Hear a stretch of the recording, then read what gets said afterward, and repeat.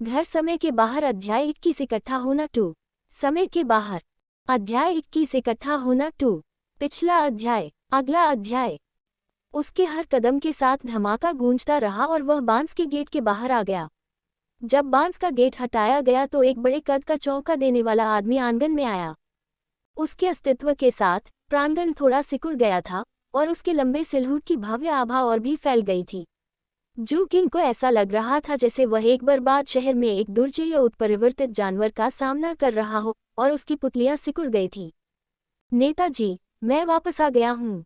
बड़े आदमी ने कैप्टन लेई को देखकर मुस्कुराया। उसकी आवाज दबी हुई थी। जब उसकी नज़र मेज पर रखे खाने पर पड़ी तो उसकी आंखें चमक उठी। जैसे ही वह करीब आया, उसने अपनी ढाल एक तरफ रख दी और गदा जमीन पर फेंक दी। इसके बाद वह तुरंत बैठ गया। फिर कुर्सी से रोंगटे खड़े कर देने वाली चरमराहट की आवाज निकली, मानो वह मुश्किल से वजन संभाल पा रही हो। शुरू से लेकर आखिर तक उसने जू किंग की तरफ नहीं देखा। ऐसा लग रहा था जैसे उसे कोई परवाह ही नहीं थी। कैप्टन लेई हंसे, लेकिन कुछ नहीं बोले। इस बीच बड़े आदमी ने खाने को घूरा, लेकिन एक उंगली भी नहीं उठाई। वह चुपचाप इंतजार करता रहा। जहां तक जू किंग का प्रश्न है, उसने जमीन पर पड़ी ढाल और गदा को देखा। पहले की आवाज़ों से वही प्राथमिक अनुमान लगा सकता था कि इन दोनों वस्तुओं का वजन संभवतः उसके वजन से कहीं ज्यादा था। कुछ ही देर बाद प्रांगण के भीतर और बांस के गेट के बाहर सड़कों पर सन्नाटे के बीच दो आकृतियां दिखाई दी, एक पुरुष और एक महिला। वह आदमी एक युवा था जिसकी पीठ पर एक लंबा धनुष था। वह लंबा और सीधा था, लेकिन उसके चेहरे पर एक क्रॉस के आकार का निशान था। ऐसा लग रहा था जैसे किसी ने उसे जबरदस्ती उकेरा हो। हालांकि यह एक भयावह दृश्य था, लेकिन उसकी आंखें विशेष रूप से तेज थीं। महिला की बात करें तो वह लगभग 30 साल की लग रही थी और दिखने में साधारण थी। हालांकि तंग चमड़े के कपड़ों से भरा शरीर, उसका शरीर बहुत ही हॉट था, जो एक तरह का आदिम प्रलोभन दिखा रहा था। वे दोनों आंगन में चले गए और सीटों पर बैठने से पहले कैप्टन ली का अभिवादन किया। उसके बाद धनुषधारी युवक ने शू किंग की ओर एक नज़र डाली, जैसे कि वह उसे परख रहा हो। दूसरी ओर उसके बगल में बैठी महिला के चेहरे पर जिज्ञासा थी। जब वह मुस्कुराए और बोली तो उसका लहजा थोड़ा सा नखरापूर्ण था। नेताजी, हम तो बस घूमने निकले थे। आपको एक अतिरिक्त बच्चा कैसे हुआ? आप बूढ़े हैं पर मजबूत हैं, है ना नेताजी?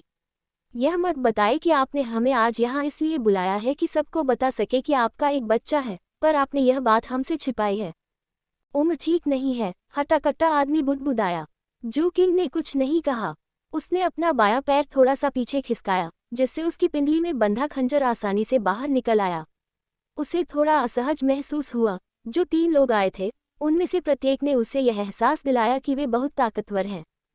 वे कल के मोटे पहाड़ से भी अधिक शक्तिशाली महसूस कर रहे थे। ये बात खास तौर पर उस आदमी के लिए सच थी जिसके पास धनुष था। उसने जू किंग को उसकी पीठ पर सुई चुभने जैसा हल्का सा एहसास कराया। बर्बर भूत, शारीरिक शोधन का तीसरा स्तर, जन्मजात ईश्वरीय शक्ति के साथ पैदा हुआ। कैप्टन लेई ने उसके मजाक पर ध्यान नहीं दिया। उसने केवल जू किंग को देखा और उस मोटे आदमी की ओर इशारा किया। लुवान टूथ, क्यूई कंडेंसेशन का तीसरा स्तर, क्रूर जानवरों के साथ संवाद करने में सक्षम है। शिविर स्थल पर आप जो जंगली कुत्ते देखते हैं, वे ज्यादातर उसके जासूस हैं।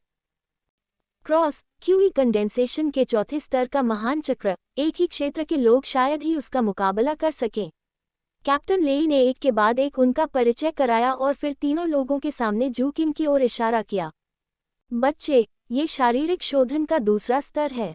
कैप्टन लेई के बोलते ही टीम के तीनों सदस्यों के चेहरे पर भाव और भी गंभीर हो गए। शू किंग एक तरफ बैठकर ध्यान से सुन रहा था। पहले खाओ, हम खाते समय बातें करेंगे। कैप्टन लेई ने उन चारों पर नजर डालते हुए कहा कि वह चौंक गया। फिर उसने मांस का एक छोटा टुकड़ा उठाया और उसे खा लिया। मैंने आप सभी को पहले ही वापस बुलाया था क्योंकि इस साल की वसंत की फसल पहले ही आ गई है। शिविर के नेता ने एक मिशन जारी किया है और यह 7 पत्ती वाली घास के बारे में है। मूल खरीद मूल्य के अलावा सबसे ज्यादा फसल वाली पार्टी को 3 साफ धूल की गोलियां मिलेंगी। इसका असर सफेद गोली से कहीं ज्यादा है। हम उस जमीन के टुकड़े से कटाई शुरू कर सकते हैं जिसे हमने निषिद्ध क्षेत्र में छिपाया था। आपकी क्या राय है? जिस समय कैप्टन लेई ने अपना भाषण दिया, बर्बरिक घोस्ट और अन्य 2 की आंखों में चमक आ गई। उन्होंने एक दूसरे को देखा और फिर सिर हिलाया। जू किंग ने कभी भी स्पष्ट धूल की गोलियों के बारे में नहीं सुना था, लेकिन कैप्टन लेई के शब्दों से यह स्पष्ट था कि वे सफ़ेद गोलियों से बेहतर थीं और उनका प्रभाव भी बेहतर था। चूंकि आप सभी सहमत हो गए हैं, तो चलिए तैयारी करते हैं। इस बार बच्चा निषिद्ध क्षेत्र में हमारी यात्रा के दौरान हमारे साथ रहेगा, कैप्टन लेई ने धीरे से कहा। उसे टीम के तीनों सदस्य जू किंग की ओर मुड़े। क्रॉस ने अपनी भौहें थोड़ी सी सिकुड़ी। लीडर, शारीरिक शोधन का दूसरा स्तर बहुत कमजोर है। मिशन पूरा करने के साथ साथ उसका ध्यान रखना हमारे लिए थोड़ा अनुचित होगा। हर किसी के लिए कुछ नया होता है। कैप्टन लेई की नज़र क्रॉस से हटकर जू किंग की ओर गई। बच्चे, तुम खुद ही फैसला करो। मैं ये कर सकता हूँ। जू किंग ने सिर हिलाया। उसकी जेब में अभी भी 5 सफ़ेद गोलियां थीं। जू किंग को गोलियों की बहुत ज़रूरत नहीं थी, लेकिन वह समझ गया था कि बेहतर शिविर में रहने के लिए उसे जल्द या बाद में निषिद्ध क्षेत्र में प्रवेश करना होगा। अगर ऐसा था, तो वह प्रचुर अनुभवों वाली टीम के साथ जाकर और अधिक सीख सकता था। क्रॉस चुप हो गया और कुछ नहीं बोला। खाना खत्म होने के बाद हम लोग चले जाएंगे। हम कल सुबह यहाँ इकट्ठा होंगे और चलेंगे। कैप्टन लेई का खाना खत्म होने के बाद वह उठे और घर लौट आए। जू किंग का कांटा मांस के एक बड़े टुकड़े में घुस गया। इसे खाने के बाद उसने तीनों लोगों पर एक नज़र डाली और फिर जल्दी से अपने कमरे में लौट आया। वहां नहीं रहना चाहता था। जू किंग हमेशा से ही अजनबियों के प्रति सतर्क रहा है। यह एक खामोशी भरी रात थी क्योंकि शू किंग के लिए तैयारी का काम ज्यादा नहीं था। अपनी आदत के कारण वह उस स्तर पर था जहां वह किसी भी समय और कहीं भी बिजली की गति से कोई भी काम कर सकता था। इस प्रकार अगली सुबह 5 लोगों का समूह कैप्टन लेई के नेतृत्व में शिविर स्थल के चारों ओर घूमने लगा। आज आसमान नीला था और सूरज चमक रहा था। हवा में एक अकेला चील शिविर स्थल के चारों ओर ऐसे चक्कर लगा रहा था मानो वह घूर रहा हो, और उनकी आकृतियां चारों ओर सफाईकर्मियों का ध्यान आकर्षित कर रही थीं। ऐसा लगता है कि यह बर्बरीक भूत के असामान्य रूप से बड़े कद और लुवान टूथ के सुंदर शरीर के कारण था।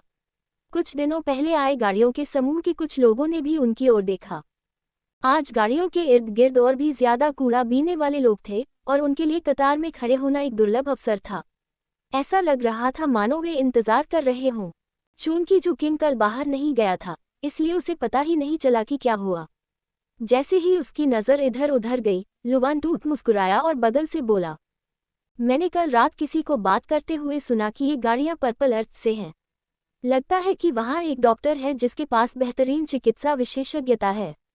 कल उसने उस बूढ़े बिगड़ेल लंगड़े सियार के पैर की चोट को ठीक किया। इसलिए बहुत से लोग अपनी चोटों की जांच करवाने के लिए कतार में खड़े हो गए। वह डॉक्टर बहुत कुछ कमाता होगा, बर्बर भूत ने ये सुनकर ईर्ष्या से कहा। जू किंग को भी ईर्ष्या हो रही थी क्योंकि वह दूर से देख रहा था। जैसे ही उसने अपना ध्यान हटाया, उसकी नज़र थोड़ी सख्त हो गई। सिर्फ वह ही नहीं, बल्कि बर्बरीक घोस्ट और लुवान टूथ की आंखें भी उसी पल तेज हो गईं। सिर्फ क्रॉस और कैप्टन लेई ने अपना सामान्य भाव बनाए रखा। हालांकि करीब से देखने पर कोई भी उनकी आंखों में ठंडक देख सकता था। ऐसा इसलिए हुआ क्योंकि आगे एक अन्य टीम अपने सदस्यों को इकट्ठा कर रही थी। उस टीम में 7 या 8 लोग थे, जिनमें पुरुष और महिलाएं भी शामिल थीं। उनमें से हर एक की आभा एक क्रूर आभा बिखेर रही थी। ये बात खास तौर पर एक सदस्य के लिए सच थी जो कैप्टन लेई की तरह एक बूढ़ा आदमी था। लोग उसके चारों ओर इकट्ठा हो रहे थे। उसके बाल बिखरे हुए थे और उसकी आंखों में खून की प्यास थी। इस समय वह एक आवारा कुत्ते की लाश पर बैठा था और एक कच्चा कुत्ता पैर खा रहा था। फिर उसने कुछ खौफनाक शब्द कहे, जाओ और उन 2 कमीनों को खोजो, हॉसफोर और फैट माउंटेन। उन्हें इतनी देर से निकलने की हिम्मत कैसे हुई? वे जीने से ऊब चुके होंगे। यह कोई और नहीं बल्कि ब्लडशैडो टीम थी। कच्चा मांस खा रहा वह बूढ़ा आदमी ब्लडशैडो टीम का कप्तान लग रहा था। उसके शरीर से अनियंत्रित आत्मिक ऊर्जा का प्रवाह हुआ, जिसके कारण शू किंग ने, जब ये शब्द सुने, तो अपनी आंखें थोड़ी सिकोड़ लीं और अपनी आंखों की चमक को ढक लिया। जब लुवान टूथ ने ब्लडशैडो टीम कैप्टन के हाथ में मांस और उसके शरीर के नीचे कुत्ते की लाश देखी, तो एक पल में उसकी आंखों में तीव्र क्रोध और हत्या की मंशा भर गई। वह उसका कुत्ता था। उसी समय ब्लडशैडो टीम ने थंडर टीम को भी देखा। कुत्ते की लाश के ऊपर बैठा बूढ़ा आदमी मुस्कुराया और अपने होंठ चाटते हुए लुवान टूथ की ओर देखने लगा। छोटी सी चुलबुली बदचलन औरत, तुम्हारे कुत्ते के मांस की गुणवत्ता खराब नहीं है। मुझे आश्चर्य है कि तुम्हारे शरीर के मांस का स्वाद कैसा होगा। एक शारीरिक शोधन की हुई संघनन के अनुरूप प्रतीत होता है, लेकिन यह उनके द्वारा अभ्यास की जाने वाली साधना कला के प्रकार को संदर्भित कर सकता है। लेखक ने शारीरिक शोधन के लिए लियांती का उपयोग किया था, तब भी जब उन्होंने एमसी के साधना स्तर का परिचय दिया था। उदाहरण के लिए, एमसी जिस पर्वत और समुद्र कला का अभ्यास कर रहा है, वह उसके शरीर को संयमित और परिष्कृत करती है। दो लुवान लुआ चीनी फीनिक्स से संबंधित एक पौराणिक पक्षी है। अध्याय को जल्दी से अपडेट करने में हमारी मदद करने के लिए अधिक उपन्यास पढ़ें और पढ़ें। बहुत बहुत धन्यवाद। घर समय के बाहर अध्याय 22 निषिद्ध क्षेत्र की वर्जना 1। समय के बाहर अध्याय 22 निषिद्ध क्षेत्र की वर्जना 1। पिछला अध्याय। अगला अध्याय। ब्लडशैडो की चुनौती का सामना करते हुए लुवान टूथ की निगाह में हत्या का इरादा और भी तीव्र हो गया। फिर उसने कैप्टन लेई की ओर देखा। कैप्टन लेई के चेहरे पर हमेशा की तरह भाव थे और वह शांति से बोले, पार करना। ये सुनकर क्रॉस ने बिना कुछ कहे अपना धनुष उठाया, तुरंत उसे खींचा और हवा की ओर तीर चलाया। वह इतना तेज था कि एक तेज आवाज पैदा हुई और तीर तुरंत हवा में चक्कर लगा रहे बाज को बिजली की तरह छेद गया। नतीजा ये हुआ कि खून बहने लगा और चील ने दर्द भरी चीख निकाली और गिर पड़ी। एक धमाके के साथ वह दोनों समूहों के बीच जमीन पर गिर पड़ी। उसी समय ब्लडशैडो टीम के किसी सदस्य का शरीर जोर से कांप उठा और उसके मुंह से खून की धार निकल पड़ी। उसका चेहरा एकदम पीला पड़ गया। वह उसका ईगल था। लुवान टूथ के पास जो कुत्ते थे उनसे अलग उसने इस ईगल को नियंत्रित करने के लिए अपनी आत्मिक ऊर्जा को इसमें समाहित कर लिया था।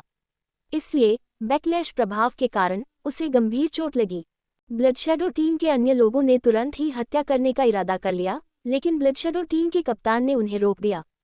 बाद में वह धीरे धीरे कुत्ते की लाश से उठ खड़ा हुआ और लुवान टूथ की ओर देखने के बजाय कप्तान लेई को घूरने लगा। कैप्टन लेई ने भी उसकी ओर ठंडी निगाहों से देखा। दोनों एक दूसरे को बहुत देर तक देखते रहे, फिर दोनों ने ठंडी सिसकारियां निकाली। चलो चलें, कैप्टन लेई ने शांति से कहा और आगे बढ़ना जारी रखा।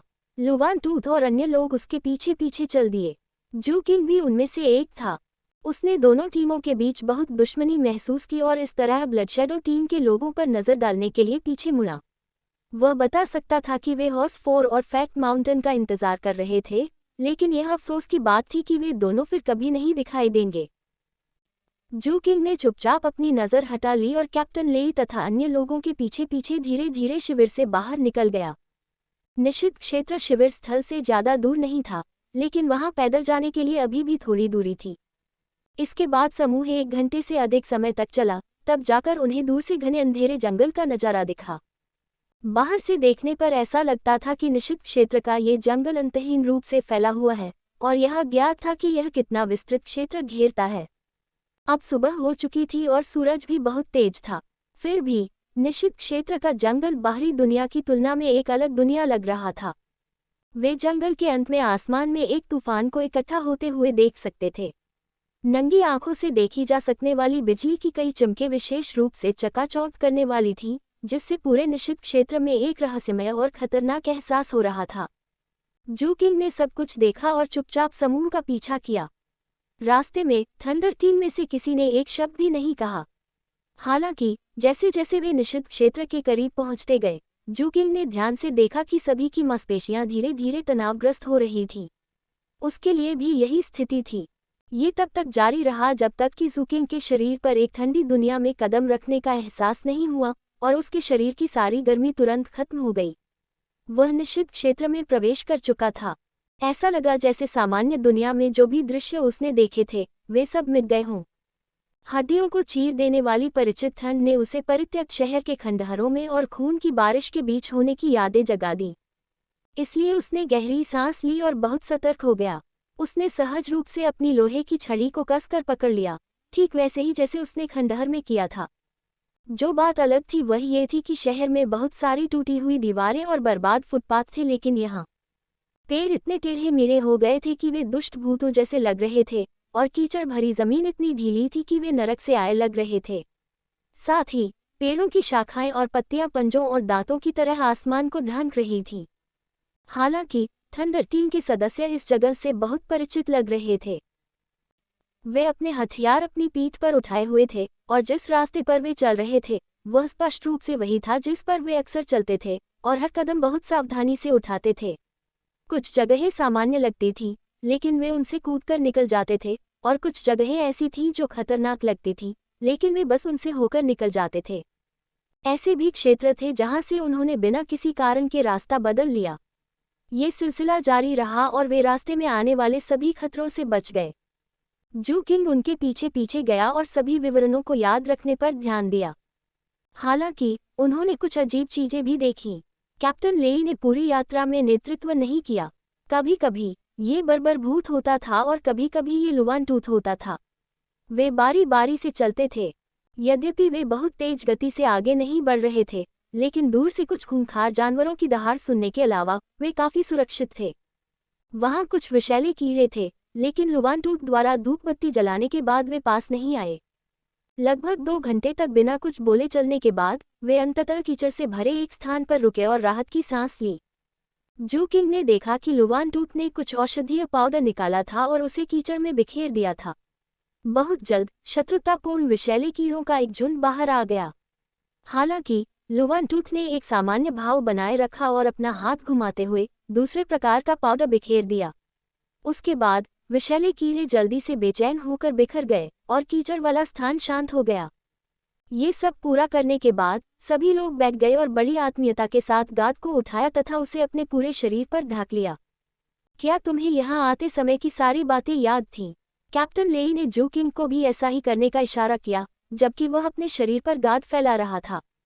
जू किंग ने सिर हिलाया और बिना किसी हिचकिचाहट के वैसा ही करने लगा। उसी समय उसकी नज़र लुवान टूथ पर पड़ी। उसे लगा कि वह जहर की तकनीक के बारे में थोड़ा जानती है। हमने कुछ स्थानों को इसलिए पार किया क्योंकि वहां की पत्तियां बुरी तरह सड़ी हुई दिख रही थीं, फिर भी वे पूरी तरह से सुरक्षित थीं। इसका मतलब है कि कोई भी खूंखार जानवर उनके पास से नहीं गुजरा, और इसके पीछे अज्ञात कारण भी हैं। हम जिन क्षेत्रों से होकर गुजरे, वहां जमीन पर खूंखार जानवरों का मल था। जीव सहज रूप से मलत्याग के लिए सुरक्षित क्षेत्र चुनते हैं, इसलिए इसका मतलब है कि वहां कोई अत्यधिक खतरा या कीचड़ वाला दलदल नहीं है जो मनुष्यों को निगल जाए।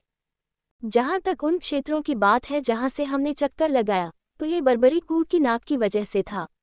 उसकी नाक तेज है और वह कुछ खतरनाक उत्परिवर्तित जानवरों की गंध को सूंघ सकता है। इस यात्रा में आप बहुत सी चीजें सीखेंगे, इसलिए बस जो भी याद रख सकते हैं उसे याद रखने की कोशिश करें। ये सुनकर जू किंग ने बर्बर भूत की ओर देखा। बर्बर भूत ने भी इस समय अपना सिर घुमाया और अपने दांत दिखाते हुए जू किंग की ओर मुस्कुराया। जहां तक इस गाद की बात है, यह एक ऐसी जगह है जिसे हमारी टीम ने कई साल पहले खोजा था। इसमें रात में छिपने वाली छिपकलियों की छूटी हुई खाल है। न केवल हम अपने शरीर पर अपनी गंध को पोंछने के बाद उसे छिपा सकेंगे, बल्कि यह एक हद तक अन्य प्राणियों में भय भी पैदा करेगा। हम जिस स्थान पर जा रहे हैं वह आगे की ओर है। उत्तर की ओर विशैला ड्रैगन दलदल है। निषिद्ध क्षेत्र के जंगल में विभिन्न भूभागों को मैला धोने वालों द्वारा कई क्षेत्रों में विभाजित किया गया है। वेनमस ड्रैगन स्वैम्प उनमें से एक है, लेकिन इस बार हम वहां नहीं जा रहे हैं। कैप्टन लेई ने ये सब कहते हुए अपना पूरा शरीर गाद से ढक लिया था। अध्याय को जल्दी से अपडेट करने में हमारी मदद करने के लिए अधिक उपन्यास पढ़ें और पढ़ें। बहुत बहुत धन्यवाद। घर समय के बाहर अध्याय 23 निषिद्ध क्षेत्र की वर्जना 2। समय के बाहर अध्याय 23 निषिद्ध क्षेत्र की वर्जना 2। पिछला अध्याय। अगला अध्याय। जू किंग भी उठ गया था। जब वह उठा तो क्रॉस, जो उसके पास से गुजरा, इस बात पर संदेह करने के बावजूद कि क्या जू किंग का उनके साथ पहले से ही जाना एक अच्छा निर्णय था, फिर भी उसने उदासीन भाव से बोलना चुना। अपने उत्परिवर्तन बिंदुओं पर अधिक ध्यान दें। निषिद्ध क्षेत्र में असामान्य पदार्थों का घनत्व बहुत घना है, इसलिए आपको इस पर लगातार ध्यान देना चाहिए। एक बार उत्परिवर्तन सीमा से अधिक हो जाने पर कोई भी आपको बचा नहीं सकता। जू किंग ने सिर हिलाया। उसने इस बात पर बहुत पहले ही ध्यान दे लिया था। वह यह महसूस कर सकता था कि इस निषिद्ध क्षेत्र में असामान्य पदार्थों का घनत्व बहुत अधिक था, लेकिन शहर के खंडहरों के शिखर की तुलना में ये बहुत कमजोर था। हालांकि अब उसके शरीर में काफी मात्रा में असामान्य पदार्थ जमा हो गए थे, इसलिए भले ही वह अब साधना नहीं कर रहा था, लेकिन उसकी बांह पर उत्परिवर्तन बिंदु उसे सांस लेने से ही हल्का चुभने वाला दर्द देने लगा था। इसलिए उसने एक सफेद गोली निकाली और उसे अपने मुंह में रख लिया। उसने उसे निगला नहीं, बल्कि उसे अपने मुंह में रखा ताकि वह धीरे धीरे पिघल जाए। बहुत जल्द ही सभी ने खुद को गाद से ढक लिया। उन्होंने एक दूसरे को देखा और फिर अपने रास्ते पर आगे बढ़ गए। हालांकि चीजें पहले से थोड़ी अलग थीं। उनकी यात्रा की गति और भी धीमी हो गई थी और सभी ने अपने हथियार निकाल लिए थे। जू किंग ने उनके हथियारों पर नजर डाली। बर्बरिक घोस्ट के हथियार एक बेहतरीन ढाल और गदा थे। कैप्टन ले के हथियार मुक्केबाजी के दस्ताने की एक जोड़ी थे। क्रॉस का एक लंबा धनुष था और लुवानटूथ ने एक दांतेदार खंजर निकाला था जो एक ठंडी चमक के साथ चमक रहा था। जब जू किंग कुछ दिन पहले फैट माउंटेन का पीछा करने के लिए निकला था तो उसे अन्य लाभ भी हुए थे। अपनी तीव्र श्रवण शक्ति के कारण उन्होंने सफाई कर्मियों के बीच बहुत सारी बातचीत सुनी थी और बहुत सी ऐसी जानकारी प्राप्त की थी जो उन्हें पहले नहीं पता थी। उदाहरण के लिए वह पहले से ही जानता था कि हथियारों को जादुई खजानों, रूनिक खजानों और साधारण खजानों में वर्गीकृत किया गया था। उनमें से जादुई खजानों को पौराणिक और अत्यंत दुर्लभ माना जाता था। अफवाह ये थी कि प्रत्येक जादुई खजाने में असामान्य पदार्थों की एक अलग मात्रा होती थी और असामान्य पदार्थों की मात्रा उपयोग के साथ बढ़ती जाती थी, जिसे खत्म करना बेहद मुश्किल होता था। इसलिए वे व्यावहारिक रूप से गैर नवीकरणीय संसाधन थे। इसके अलावा उनकी शक्ति असाधारण थी और इस प्रकार उन्हें असाधारण रूप से कीमती माना जाता था। इससे खजाने के पोषक जैसे अनोखे अस्तित्व का जन्म हुआ। उन्हें छोटी उम्र से ही रखा जाता था और वे अपने शरीर का इस्तेमाल जादुई खजाने के असामान्य पदार्थों को पतला करने के लिए करते थे। कैप्टन लेई ने पहले भी इसका उल्लेख किया था। जादुई खजानों के अलावा वहाँ रूनिक खजाने और साधारण खजाने भी थे। हालांकि रूनिक खजाने भी दुर्लभ थे, लेकिन वे जादुई खजानों की तुलना में अधिक प्राप्य थे। अंतिम लेकिन कम महत्वपूर्ण नहीं, साधारण खजाने आमतौर पर देखे जाते थे। वे हथियार होते थे जो अद्वितीय सामग्रियों से बनाए जाते थे और जिनका प्रयोग आम लोग भी कर सकते थे। जू किंग को लगा कि उसकी लोहे की छड़ी एक साधारण खजाना हो सकती है और ये लोग जो इस्तेमाल कर रहे थे वह स्पष्ट रूप से उसी श्रेणी का था। धीरे धीरे समय बीतता गया और जू किंग थंडर टीम का पीछा करते हुए निषिद्ध क्षेत्र में और भी गहरे प्रवेश कर गया। रास्ते में उन्हें कुछ परेशानियां तो आईं, लेकिन वे कोई बड़ी मुसीबत नहीं थी। बर्बर भूत अकेले ही उनसे निपटने के लिए काफी था। जब कभी कभी उनका सामना कुछ अधिक शक्तिशाली क्रूर जानवरों से होता तो क्रॉस का धनुष तीव्र गति से फायर करता। जहां तक लुवानटूथ की बात है, उसके हमले मुख्य रूप से जादू के थे। वह कुछ डराने वाले कौशल दिखाने में सक्षम थी, जिससे क्रूर जानवर अपनी हरकतों में रुक जाते थे और कम चुस्त हो जाते थे। एक बार ऐसा भी हुआ जब जू किंग ने उन पर हमला किया। उसने पीछे से निकले एक जहरीले सांप को पकड़ लिया और उसे कुचल दिया। जू किंग के ऐसा करने के बाद क्रॉस ने अपनी यात्रा के दौरान ये भी देखा कि जू किंग बिना किसी नौसिखिए गलती के उनके साथ चलने में सक्षम था। इसलिए जू किंग को देखते समय उसकी नज़र में कम आलोचना थी। उसने उसे अपने कुछ अनुभव भी बताए। बच्चे, ये निषिद्ध क्षेत्र खतरनाक लग सकता है, लेकिन हम जैसे अनुभवी लोगों के लिए, जब तक हमें 3 प्रकार की स्थितियों का सामना नहीं करना पड़ता, हम मूलतः सुरक्षित हैं। आपको ये 3 स्थितियां याद रखनी होंगी। पहली स्थिति है निषिद्ध क्षेत्र की गहराई से बाहरी क्षेत्र की ओर बढ़ रहे अपरिचित उत्परिवर्तित जानवरों का सामना। ऐसी स्थितियां आम नहीं हैं और हमारे क्रियाकलाप क्षेत्र मूलतः बाहरी किनारों पर हैं। हालांकि जब हम किसी से भिड़ेंगे तो ये बेहद खतरनाक होगा। ऐसा इसलिए है क्योंकि हम केवल बाहरी किनारों पर मौजूद उत्परिवर्तित जानवरों की आदतों और क्षमताओं को ही समझते हैं। इसके अलावा निषिद्ध क्षेत्र बहुत बड़ा है और इसमें विभिन्न क्षमताओं वाले कई उत्परिवर्तित जानवर हैं। अगर हम सावधान नहीं रहे तो हम मर जाएंगे। दूसरा प्रकार गायन स्वर है। इसका उल्लेख होने पर क्रॉस ने एक सतर्क भाव प्रकट किया। एक कहावत है कि इस जगह पर एक गायन की आवाज आती है और उस आवाज को सुनने वाले 100 लोगों में से एक भी जीवित नहीं बच पाता। हालांकि मैंने इसे पहले कभी नहीं सुना है। हमारे बीच हमारी टीम में एकमात्र व्यक्ति जिसने इसे सुना है वह कैप्टन लेई है। जू किंग ने कैप्टन लेई की ओर देखा।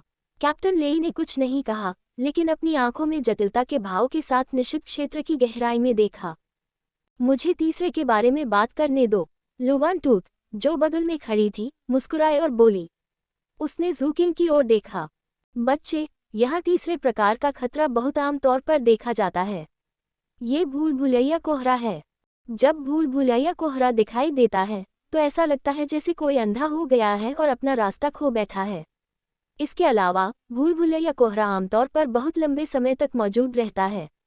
एक बार जब कोई व्यक्ति यहाँ अपना रास्ता खो देता है और बाहर निकलने का रास्ता नहीं खोज पाता है, तो कोहरे में मौजूद असामान्य पदार्थ उसे नष्ट कर देते हैं जिससे उसके शरीर में असामान्य पदार्थ धीरे धीरे बढ़ने लगते हैं। ये भी दर्शाता है कि मृत्यु निकट आ रही है।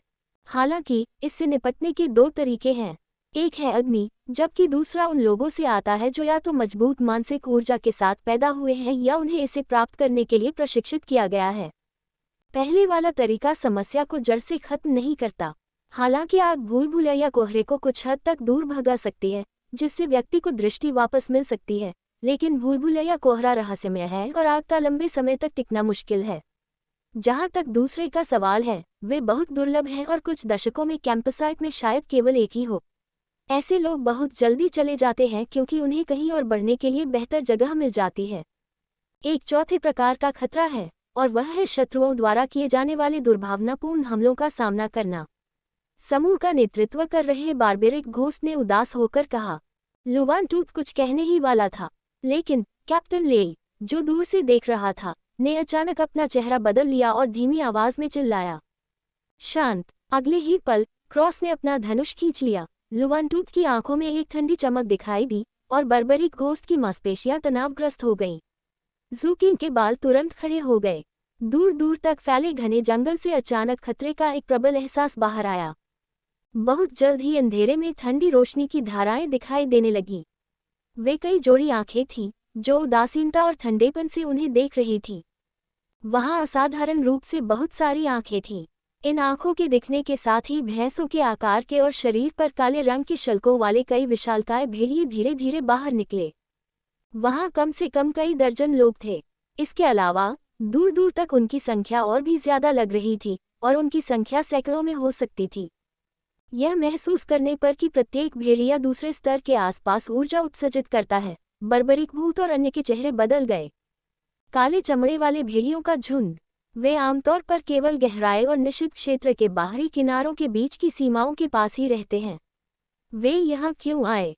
क्रॉस की पुतलियां सिकुड़ गईं और लुवान टूथ का चेहरा भी थोड़ा पीला पड़ गया।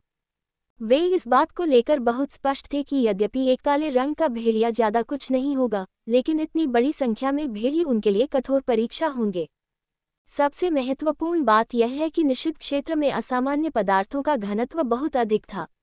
यदि कोई अपने शरीर में बहुत अधिक आध्यात्मिक ऊर्जा को समाप्त कर देता है, तो वह पुनःपूर्ति के लिए केवल आसपास से आध्यात्मिक ऊर्जा को अवशोषित कर सकता है। युद्ध के दौरान वे असामान्य पदार्थों को अलग नहीं कर पाएंगे। यदि ऐसा होता, तो उनके शरीर में असामान्य पदार्थ बहुत तेजी से जमा हो जाते और उत्परिवर्तन का जोखिम बढ़ जाता। ज़ूकिंग की सांसें भी थोड़ी तेज हो गईं। भेड़ियों के झुंड से आने वाला दबाव बहुत ज्यादा था। पहले आप लोग पीछे हटें, मैं यहीं रहूंगा और उन्हें रोकूंगा। सभी की स्तब्ध स्थिति के बीच कैप्टन लेई ने गहरी आवाज में कहा और धीरे से बाहर चले गए। इस समय एकात्मिक ऊर्जा तरंग फूट पड़ी जो क्रॉस की तरंग से कम एक गुना अधिक थी। जब कैप्टन लेई आगे बढ़ा, भेड़ियों का झुंड भी रुक गया। वे सभी कैप्टन लेई को घूर रहे थे। अध्याय को जल्दी से अपडेट करने में हमारी मदद करने के लिए अधिक उपन्यास पढ़ें और पढ़ें। बहुत बहुत धन्यवाद। घर समय के बाहर अध्याय 24 दुष्ट छाया 1। समय के बाहर अध्याय 24 दुष्ट छाया 1। पिछला अध्याय। अगला अध्याय। चलो चलें। क्रॉस की नज़र थंडर टीम पर पड़ी और वह निर्णायक रूप से पीछे हट गया। लुवान टूथ और बारबेरिक घोस्ट, जो उसके बगल में थे, भी तेजी से पीछे हट गए। ज़ूकिंग ने अपनी आंखें सिकुड़कर देखा कि कैप्टन लेई भेड़ियों के झुंड की ओर बढ़ रहा है। उसके पूरे शरीर से आध्यात्मिक ऊर्जा फूट पड़ी और भेड़ियों के झुंड में भय का भाव पैदा हो गया। ज़ूकिंग ने अपने पैर नहीं हिलाए, बल्कि अपनी लोहे की छड़ी को थोड़ा ऊपर उठाया, जिससे लोहे की छड़ी की नोक पर एक ठंडी चमक झिलमिला उठी। बच्चे, क्या तुम जानते हो कि कैप्टन लेई कैप्टन क्यों है? क्रॉस की आवाज दूर से गूंजी जब वह छलांग लगाकर दूर जा चुका था। ये सिर्फ इसलिए नहीं है कि कैप्टन लेई का क्यूई संघनन साधना क्षेत्र का छठा स्तर हमसे कहीं बेहतर है, बल्कि इसलिए भी है क्योंकि वह जिम्मेदारी संभालने की अपनी क्षमता और खतरे का सामना करने में निर्णायक निर्णय लेने में सक्षम है।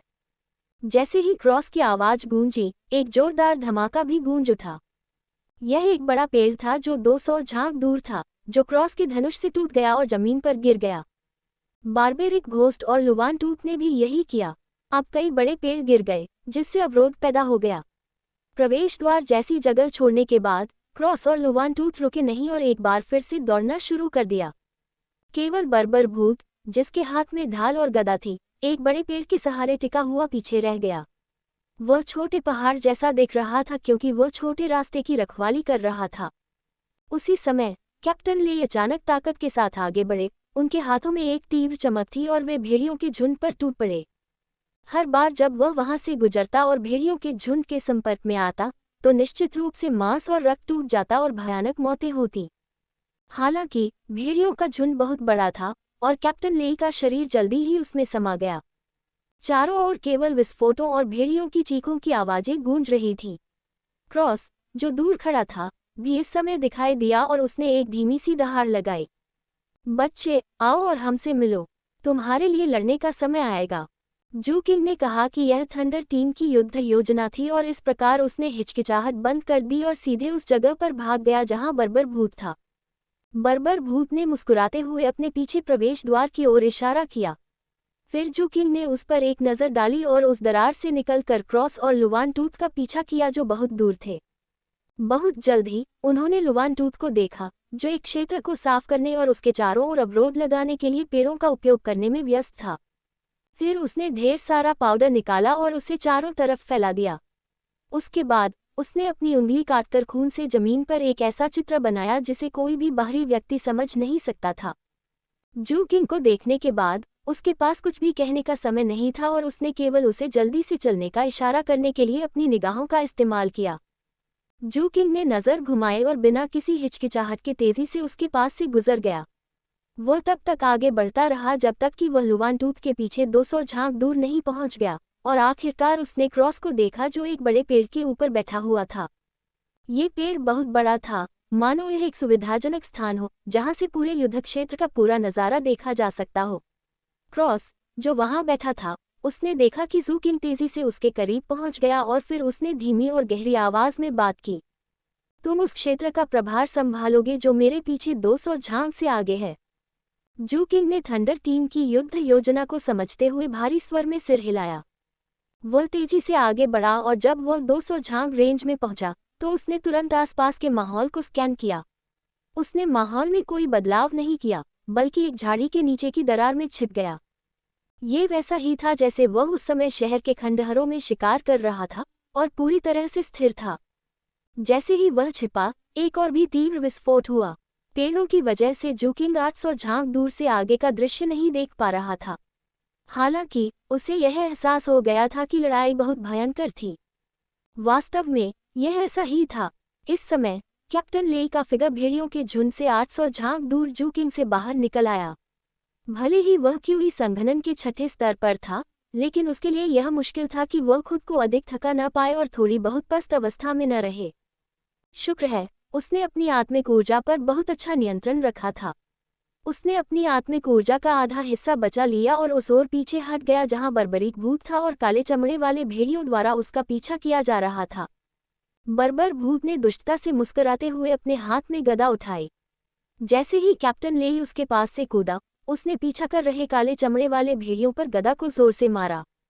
क्रॉस, जो सबसे ऊंचे स्थान पर था, ने भी इस क्षण अपनी दृष्टि केंद्रित कर ली और अचानक अपना मजबूत धनुष खींच लिया। आत्मिक ऊर्जा से निर्मित कई तीर तेजी से सीटी बजाते हुए बर्बरीक भूत का समर्थन करने के लिए भेड़ियों के झुंड पर गिरे तथा हवा के निशान छोड़ते हुए तेजी से सीटी बजाते हुए भेड़ियों के झुंड पर गिरे। जब चीखें फिर से गूंजने लगी तो कैप्टन ले उस जगह से निकल चुका था जहां बर्बरीक भूत था और लुवानटूथ के करीब चला गया था। उसके पीछे बर्बरीक भूत अकेला था, जो पहाड़ की तरह सब कुछ रोक रहा था। ठीक इसी तरह जू किंग, जो खुद को दरार में छिपाए हुए था, ने देखा कि सबसे पहले वापस लौटने वाला कैप्टन ले था, जो लुवानटूथ और क्रॉस से आगे निकल गया था। कैप्टन ले ने जू किंग को पीछे छोड़ दिया और अपनी आंखों के कोने से जू किंग के छिपने की जगह पर एक नज़र डाली। उसके पास बोलने का कोई समय नहीं था, इसलिए उसने सिर्फ सिर हिलाया। फिर वह 200 झांक दूर चला गया और ध्यान करने के लिए एक सफ़ेद गोली निगलते हुए क्रॉस लेग बैठ गया। खुद को फिर से तैयार करते हुए उसने अगले दौर की लड़ाई के लिए भी तैयारी की। ये थंडर टीम की वापसी योजना थी। उनमें से सबसे मजबूत होने के नाते कैप्टन ले भेड़ियों को रोकने वाले पहले व्यक्ति थे, जबकि बारबेरिक घोस्ट रक्षा की दूसरी पंक्ति थी। जब बारबेरिक घोस्ट की ऊर्जा लगभग समाप्त हो जाती थी तो वह पीछे हट जाता था और भेड़ियों के झुंड को रोकने का मिशन लुवानटूथ को जारी रखने के लिए छोड़ दिया जाता था। उसके बाद क्रॉस को ये चक्र इसी तरह दोहराया जाएगा। इससे उनमें से प्रत्येक को अपना आराम का समय मिल जाएगा। ये निषिद्ध क्षेत्रों में टीमों के लिए सबसे उपयुक्त सहकारी युद्ध पद्धति थी, जहां असामान्य पदार्थों का घनत्व बहुत अधिक था। इनमें से सबसे अधिक थकान कैप्टन ली और क्रॉस को महसूस हुई। पूर्व को सबसे अधिक समय भेड़ियों को रोकने और उनमें से अधिकांश को मारने में व्यतीत करना पड़ा, तथा पीछे अपने साथियों के लिए अधिक समय के लिए संघर्ष करना पड़ा। जहां तक बाद वाले का सवाल है, चक्र में अपना हिस्सा निभाने के अलावा जब उनके साथी पीछे हट रहे थे तो उन्हें सबसे ऊंचे स्थान से सुरक्षा का आश्वासन भी देना था। ये कहा जा सकता है कि सभी की स्थिति बहुत महत्वपूर्ण थी और सबसे महत्वपूर्ण बात उनका सहयोग और विश्वास था। क्या सफाईकर्मियों की टीम ऐसी ही होती है?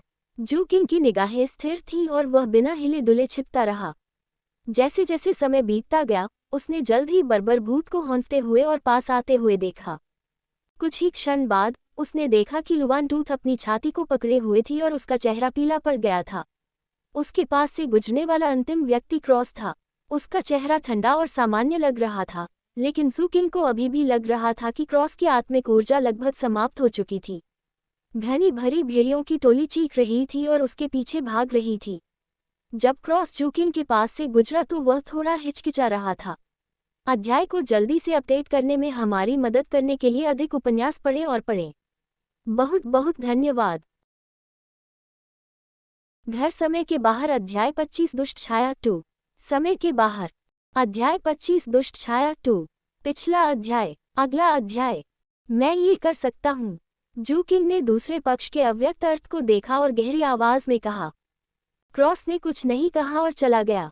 कुछ ही देर बाद भेड़ियों का झुंड तेजी से आया। हवा का झोंका जू किंग के चेहरे से गुजरा और बदबू लेकर आया। सबसे आगे खड़े 10 भेड़ियों के शरीर काले थे और उनकी लाल आंखें क्रूरता और पागलपन से भरी हुई थीं। जाहिर है, थंडर टीम की युद्ध व्यवस्था के पहले चक्र में इन भेड़ियों को काफी नुकसान उठाना पड़ा था। खून से उत्तेजित होकर ये काले चमड़े वाले भेड़िए अतुलनीय रूप से उन्मत्त हो गए। इस समय ऐसा लग रहा था कि उन्होंने छिपे हुए जू किंग को नहीं देखा था और वे क्रॉस का पीछा करना चाहते थे। लेकिन जैसे ही वे पास पहुंचे, अचानक एक खंजर निकल आया। एक तेज आवाज के साथ खंजर काले शल्क वाले भेड़िए के माथे में जा लगा। खंजर इतनी ताकत से घुसा कि वह भेड़िए के सिर में घुस गया। इस काले शल्क वाले भेड़िए ने एक दर्दनाक चीख निकाली और तुरंत मर गया। जैसे ही उसकी लाश जड़ता के कारण जमीन पर गिरी, जू किंग का शरीर बिजली की तरह चमक उठा। कौवे के समान काले लोहे की छड़ी ठंडी चमक के साथ चमकी। दूसरे काले चमड़े वाले भेड़िए की आंखों में भयंकर रूप से चुभती हुई उसके सिर में घुस गई। उसके बाद जू किंग का शरीर झूल गया और उसने अपने बाएं हाथ को मुट्ठी में बांध लिया और उसे पीछे से तीसरे भेड़िए की ओर मारा जो उस पर छिपकर हमला करने के लिए झपट रहा था। भेड़िए का सिर तुरंत ही कुचल गया और खून जू किंग के शरीर पर फैल गया। तीसरे भेड़िए को मारने के बाद जू किंग का आकार एक बार फिर से हिल गया। इस समय उनकी गति पूरी तरह प्रदर्शित हुई। वह बहुत फुर्तीला था, एक नरसंहार करने वाले राक्षस की तरह। वह भेड़ियों के झुंड के बीच बर्फीली निगाहों से आगे बढ़ रहा था और निर्णायक हमला कर रहा था। जैसे ही काली लोहे की छड़ी चमकी, कई काले शल्क वाले भेड़ियों की पीड़ा भरी चीखें गूंज उठी और आसपास के वातावरण में फैल गईं। भेड़ियों का खून उस पर लग रहा था और उसके हाथ भी लाल हो गए थे। हालांकि यह चिपचिपा लग रहा था, लेकिन लोहे की छड़ी पर उसकी पकड़ अभी भी मजबूत थी। इस समय लोहे की छड़ी का रंग भी लाल हो गया था। हालांकि चून की भेड़ियों का झुंड बिखरा हुआ था, फिर भी कुछ भेड़िए उसके पास से गुजरने में सफल रहे। उनके पंजों और विषदंतों के निशान उसके शरीर पर भी पड़ गए। घर समय के बाहर अध्याय 26 हर कोने में खतरा मंडरा रहा है 1। समय के बाहर अध्याय 26 हर कोने में खतरा मंडरा रहा है 1। पिछला अध्याय। अगला अध्याय। वह बैंगनी क्रिस्टल वास्तव में क्या है, और वह छाया जो दुर्भावनापूर्ण आक्रमण का इरादा रखती थी, वह भी क्या थी? क्या इसका मेरे उत्परिवर्तन बिंदु के गायब होने से कोई संबंध है? जू किंग को कुछ समझ नहीं आया। जब वह अपने आप में कुछ बुदबुदा रहा था और विश्लेषण कर रहा था, तो कैप्टन ली और उसके साथी एक के बाद एक लौट आए। वे सभी उसके पास से गुजरते हुए उसे देख रहे थे। जू किंग ने अपने विचार संयत किए और उसकी आंखों में चमक थी। चाहे वह कुछ भी हो, इस समय यह महत्वपूर्ण नहीं था। पुनः स्वस्थ होने के बाद लड़ाई जारी रखने की बारी उनकी थी। जू किंग खड़ा हुआ और अपने शरीर पर पड़ी लोहे की छड़ी को पोंछा। जैसे ही ठंडी चमक वापस लौटी, वह क्रॉस के पास से गुजरते ही बाहर भाग गया। उसकी गति तीव्र थी और वह तुरंत ही पीछा कर रहे भेड़ियों के झुंड के निकट पहुंच गया। उसके बाद लड़ाई और खून जमा देने वाली चीखों की आवाजें एक साथ सुनाई देने लगी, मानो ये युवाओं के लिए बपतिस्मा सत्र हो। सूर्यास्त की बिखरी हुई आभा के नीचे उसने उसे, जो भगवान की आंखें खुलने और रक्त की वर्षा से बच गया था, धीरे धीरे सुधार के बाद प्राप्त तीक्ष्णता को प्रदर्शित किया। इस बार वह और भी अधिक समय तक डटा रहा। थंडर टीम के निरंतर पीछे हटने और घूर्णी प्रतिरोध के साथ समय धीरे धीरे बीतता गया। अब डूबता हुआ सूरज गायब हो चुका था और चमकीला चांद ऊपर लटक रहा था। निषिद्ध क्षेत्र में रात हो चुकी थी, लेकिन लड़ाई की आवाजें जारी थीं। ये तब तक चलता रहा जब तक कि उनकी थकावट चरम पर नहीं पहुंच गई और सारी सफ़ेद गोलियां खत्म नहीं हो गईं। जब उनके शरीर में असामान्य पदार्थों की सांद्रता उत्परिवर्तन के महत्वपूर्ण बिंदु पर पहुंचने वाली थी, तभी भोर हो गई। अंततः भेड़ियों का झुंड पीछे हटने लगा। सुबह की सूरज की पहली किरणों के छींटे पड़ने के बाद निषिद्ध क्षेत्र के जंगल में आखिरी काले शल्क वाला भेड़िया थके हुए से उन्हें देखता हुआ दूर चला गया। फिर धीरे धीरे उनके आसपास का माहौल शांत हो गया। इस समय वे सभी खून की मोटी परत से ढके हुए थे और जमीन पर पड़े हुए हौंफ रहे थे। जू किंग कोई अपवाद नहीं था। बैंगनी क्रिस्टल से प्राप्त पुनर्स्थापनात्मक शक्ति के बावजूद मनोवैज्ञानिक तनाव के कारण उसका पूरा शरीर तुलना से परे थका हुआ था। आखिरकार हम बच गए, बगल में लुवानटूथ ने बड़बड़ाते हुए कहा और बैठने की कोशिश की। जब उसने जू किंग की ओर देखा तो वह धीरे से बोली, धन्यवाद। बर्बर भूत भी हौंफ रहा था और उसने जू किंग को अंगूठा दिखाया। लड़ाई की रात के दौरान जू किंग की बारी की अवधि कैप्टन ली और क्रॉस से अधिक हो गई। ये भी कहा जा सकता है कि उसके बिना उनमें से एक भेड़ियों के झुंड के पीछे हटने से पहले ही उत्परिवर्तित हो सकता था। अब जू किंग आसमान की ओर देखता हुआ लेटा हुआ था। वह थका हुआ था, लेकिन साथ ही उसके दिल की गहराई से उसे गहरा संदेह भी महसूस हो रहा था। उसके शरीर में असामान्य पदार्थों के संचय की दर पहले की तुलना में बहुत धीमी थी। यहाँ तक कि उसे ऐसा महसूस होने लगा जैसे उसके शरीर में मौजूद असामान्य पदार्थ कभी कभी अपने आप ही गायब हो जाते हैं। जब सब आराम कर रहे थे, कैप्टन लेई ने अपनी भौहों के बीच के क्षेत्र को रगड़ा। उसकी गंभीर निगाह क्रॉस और बाकी लोगों पर पड़ी। फिर उसने कर्कश स्वर में कहा, ये घटना संयोग से नहीं हुई होगी। काले शल्क वाले भेड़ियों का लगातार पीछा करना ऐसा लग रहा था जैसे कोई चीज उन्हें आकर्षित कर रही थी। इसलिए आप सभी इस दौरान आपके पास जो भी बाहरी वस्तुएं हैं, उन्हें बाहर निकाल दें। आइए हम उनका ध्यानपूर्वक निरीक्षण करें। मुझे संदेह है कि कुछ या कोई व्यक्ति इसका कारण है। कैप्टन लेई की बातें सुनकर क्रॉस और बाकी लोगों को लगा कि यह सच भी हो सकता है। इसलिए वे सभी एक के बाद एक अपनी अपनी चीजें निकालने लगे और खुद को जांचने लगे। जू किंग को भी कुछ समझ में आया। जब वह सोच रहा था कि क्या इसके पीछे की वजह हॉसफोर के सामान में रखी धातु की प्लेट हो सकती है, तो बगल में खड़े लुवानटूथ ने अचानक आश्चर्य से चीखकर बारबेरिक घोस्ट की ओर इशारा किया। बर्बरिक भूत को जो वस्तुएं प्राप्त हुई थी उनमें एक लकड़ी का बक्सा भी था। लकड़ी का बक्सा टूटा हुआ था और ऐसा लग रहा था कि वह अपने आप ही जंग खा रहा है।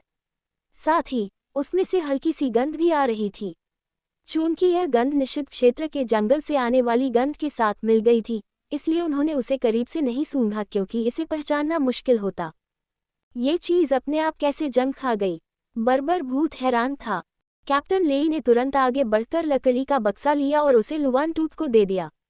लुवानटूथ ने सावधानी से सूंघकर अप्रिय भाव से सिर हिलाया।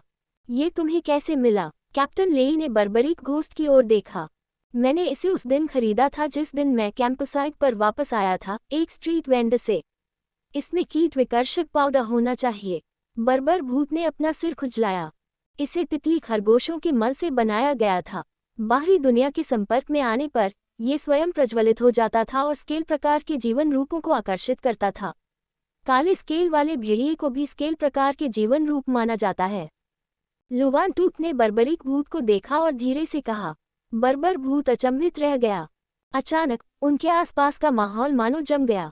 यहाँ तक कि जू किंग ने भी अपनी आंखें सिकोड़ लीं। काफी देर बाद कैप्टन लेई ने अपना सिर हिलाया। बर्बरिक भूत को धोखा दिया गया था। शिविर के भीतर हमारे लिए इस तरह का जाल बिछाने में सक्षम होने के कारण ये कल्पना करना आसान है कि वह कौन हो सकता है। ब्लडशैडो टीम, क्रॉस ने बगल से ठंडे स्वर में कहा। ब्लडशैडो टीम द्वारा इस तरह का जाल बिछाए जाने के बाद ये कहना मुश्किल होगा कि उनके पास भागने का कोई रास्ता नहीं था और हम अभी अच्छी स्थिति में नहीं हैं। लुवानटूथ ने हिचकिचाते हुए कहा। तो फिर क्या हमें फसल कटाई स्थल तक जाना चाहिए और मिशन पूरा करना चाहिए, या हमें यहीं से वापस लौट जाना चाहिए? आप सब क्या सोचते हैं? कैप्टन लेई ने अपना सिर उठाया और दूर की जगह पर देखते हुए धीरे से पूछा। जू किंग कुछ सोच में पड़ गए, लेकिन कुछ नहीं बोले। बाकी लोगों ने भी एक दूसरे से आंख मिलाई। अंततः क्रॉस ही था जो मुश्किल से बोल पाया। नेताजी, हम अपनी फसल कटाई स्थल से ज्यादा दूर नहीं हैं और इस बार सभी ने बहुत कुछ खो दिया है। अगर हम खाली हाथ लौटते हैं तो? कैप्टन लेई चुप था क्योंकि वह बर्बर भूत और लुवानटूथ को देख रहा था। पूर्व ने अपराध बोध में अपना सिर नीचे कर लिया था, जबकि बाद वाला अनिच्छुक लग रहा था। थोड़ी देर बाद उसने धीरे से आह भरी। आगे बढ़ते रहो। जब हम कटाई स्थल पर पहुंचेंगे तो उन्हें जल्द से जल्द इकट्ठा करने की पूरी कोशिश करो। उसके बाद हर कोई अलग अलग जगह फैल जाएगा और एक अलग रास्ता अपनाएगा। हर कोई अपने आप निकल जाएगा और वापस शिविर स्थल पर मिलेगा। कैप्टन लेई ने अंतिम निर्णय लिया। एक साधारण पुनर्संरचना के बाद सभी लोग एक बार फिर निषिद्ध क्षेत्र के जंगल में चले गए। रास्ते में जू किंग लुवानटूथ के पास गया। फिर उसने फैट माउंटेन से प्राप्त एम्बर निकाला और उससे पूछा कि वह वस्तु क्या है। एम्बर को देखकर लुवानटूथ हैरान रह गई। उसने उसे लिया और ध्यान से जांच की और फिर जू किंग को बताया कि यह वस्तु भूतिया बिच्छू का डंक है। ये बिच्छू जहरीला था, लेकिन इसका मतलब यह नहीं था कि इसका जहर बेअसर नहीं हो सकता था। इसमें बेहतरीन औषधीय गुण भी थे। जहर दिए जाने के बाद यह उपयोगकर्ता के शरीर में तुरंत विस्फोट करने की क्षमता पैदा कर सकता था, लेकिन इसे बरकरार नहीं रखा जा सकता था।